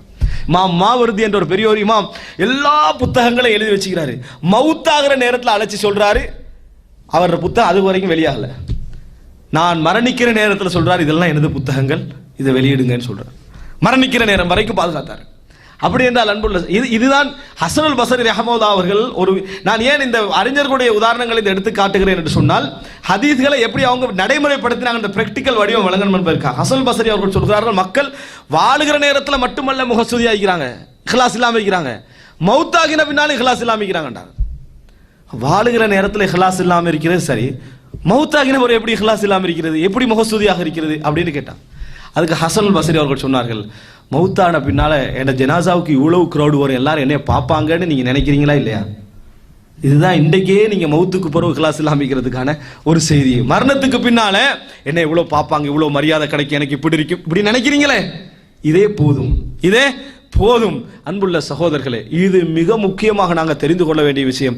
நம்ம எவ்வளவு செய்கிறோம், எந்த அளவுக்கு செய்கிறோம், எப்படி செய்கிறோம் என்பதெல்லாம் இறைவனுக்கு ஒரு பொருட்டே கிடையாது. இறைவனுக்கு அது வேணும்னா மக்கள்கிட்ட உங்களுக்கு நிறைய தேடி தரும், எங்கேயோ கொண்டு போய் வைக்கும், நல்ல மரியாதை கிடைக்கும். ஆனா இறைவன் ஜீரோ. இறைவன் என்ன செய்யும், பூச்சியமாக அது இருக்கும். நீங்க எந்த செய்திகள் இறைவனுக்காக மட்டும் நீங்கள் செய்கிறீர்களோ, இறைவனுக்காக மட்டும் இஹ்லாஸாக செய்து வருகிறீர்களோ, அதுதான் உங்களது மறுமையுடைய கணக்கு. இதற்காக வேண்டி நாமல் அல்லாஹ் மனிதர்கள் எங்களை எப்படி மதிக்கிறார்கள் என்ற ஒரு பகுதியை விட்டுருங்க. அல்லாஹ்விடத்தில் தொழிலை வைத்தோ அந்தஸ்தை வைத்தோ பொருளாதாரத்தை வைத்தோ எல்லாம் இறைவனிடத்தில் பெருமானம். நீங்க என்ன செய்றீங்க, எப்படிப்பட்ட உள்ளத்தோடு இருக்கிறீங்க இடத்தை வச்சுதான் இறைவன் என்னது பெருமானம். எனவே அப்படிப்பட்ட உள்ளத்தை நாம் இறைவனிடத்தில் என்ன செய்யணும், கேட்கணும். அல்லாஹும்ம ஆத்தி நஃப்ஸி தக்வாஹா வ ஸக்கிஹா அன்த கைரு மன் ஸக்காஹா. யா அல்லாஹ், எமது உள்ளத்திற்கு தக்வாவை அதாவது தக்வாவை தந்தருள்வாயாக. வ ஸக்கிஹா, அதை தூய்மைப்படுத்து. நீ தூய்மைப்படுத்துகின்றவர்களிலேயே மிகவும் சிறந்தவன் என்று சொல்லி ரசூலுல்லாஹி ஸல்லல்லாஹு அலைஹி வஸல்லம் அவர்கள் துஆ கேட்டார்கள். எனவே அன்புள்ள சகோதரர்களே, இஹ்லாஸால் நாளை மறுமையில் அடையாளப்படுத்தப்படக்கூடியவர்களாக நாங்கள் மாற வேண்டும். இந்த உலகத்திலே நாம் எந்த அந்தஸ்தில் இருந்தாலும் சரி, அந்த அந்தஸ்துக்கள் எல்லாம் நம்மளுக்கு கிடைக்கவில்லை என்ற கவலைகள் இருந்தாலும் சரி, மறுமையில் இறைவன் நிச்சயமாக என்ன செய்வான், அந்த அந்தஸ்தை எங்களுக்கு என்ன செய்வான், தருவான். அது போன்ற ஒரு அந்தஸ்து என்ன செய்ய தாலிக்க, அதாவது அதுதான் ஃபௌசுல் கபீர், மிகப்பெரிய வெற்றியை அல்லாஹு தாலா சொல்லி காட்டுகிறான். அந்த வெற்றி அல்லாஹு தாலா எம் அனைவருக்கும் தந்தருள் பாலிப்பானாக. ஹதா மா இந்தி வல் இல்மு இந்தல்லாஹ் வ அகூலு கௌலி ஹாதா வ அஸ்தக்ஃபிருல்லாஹ் லி வ லக்கும்.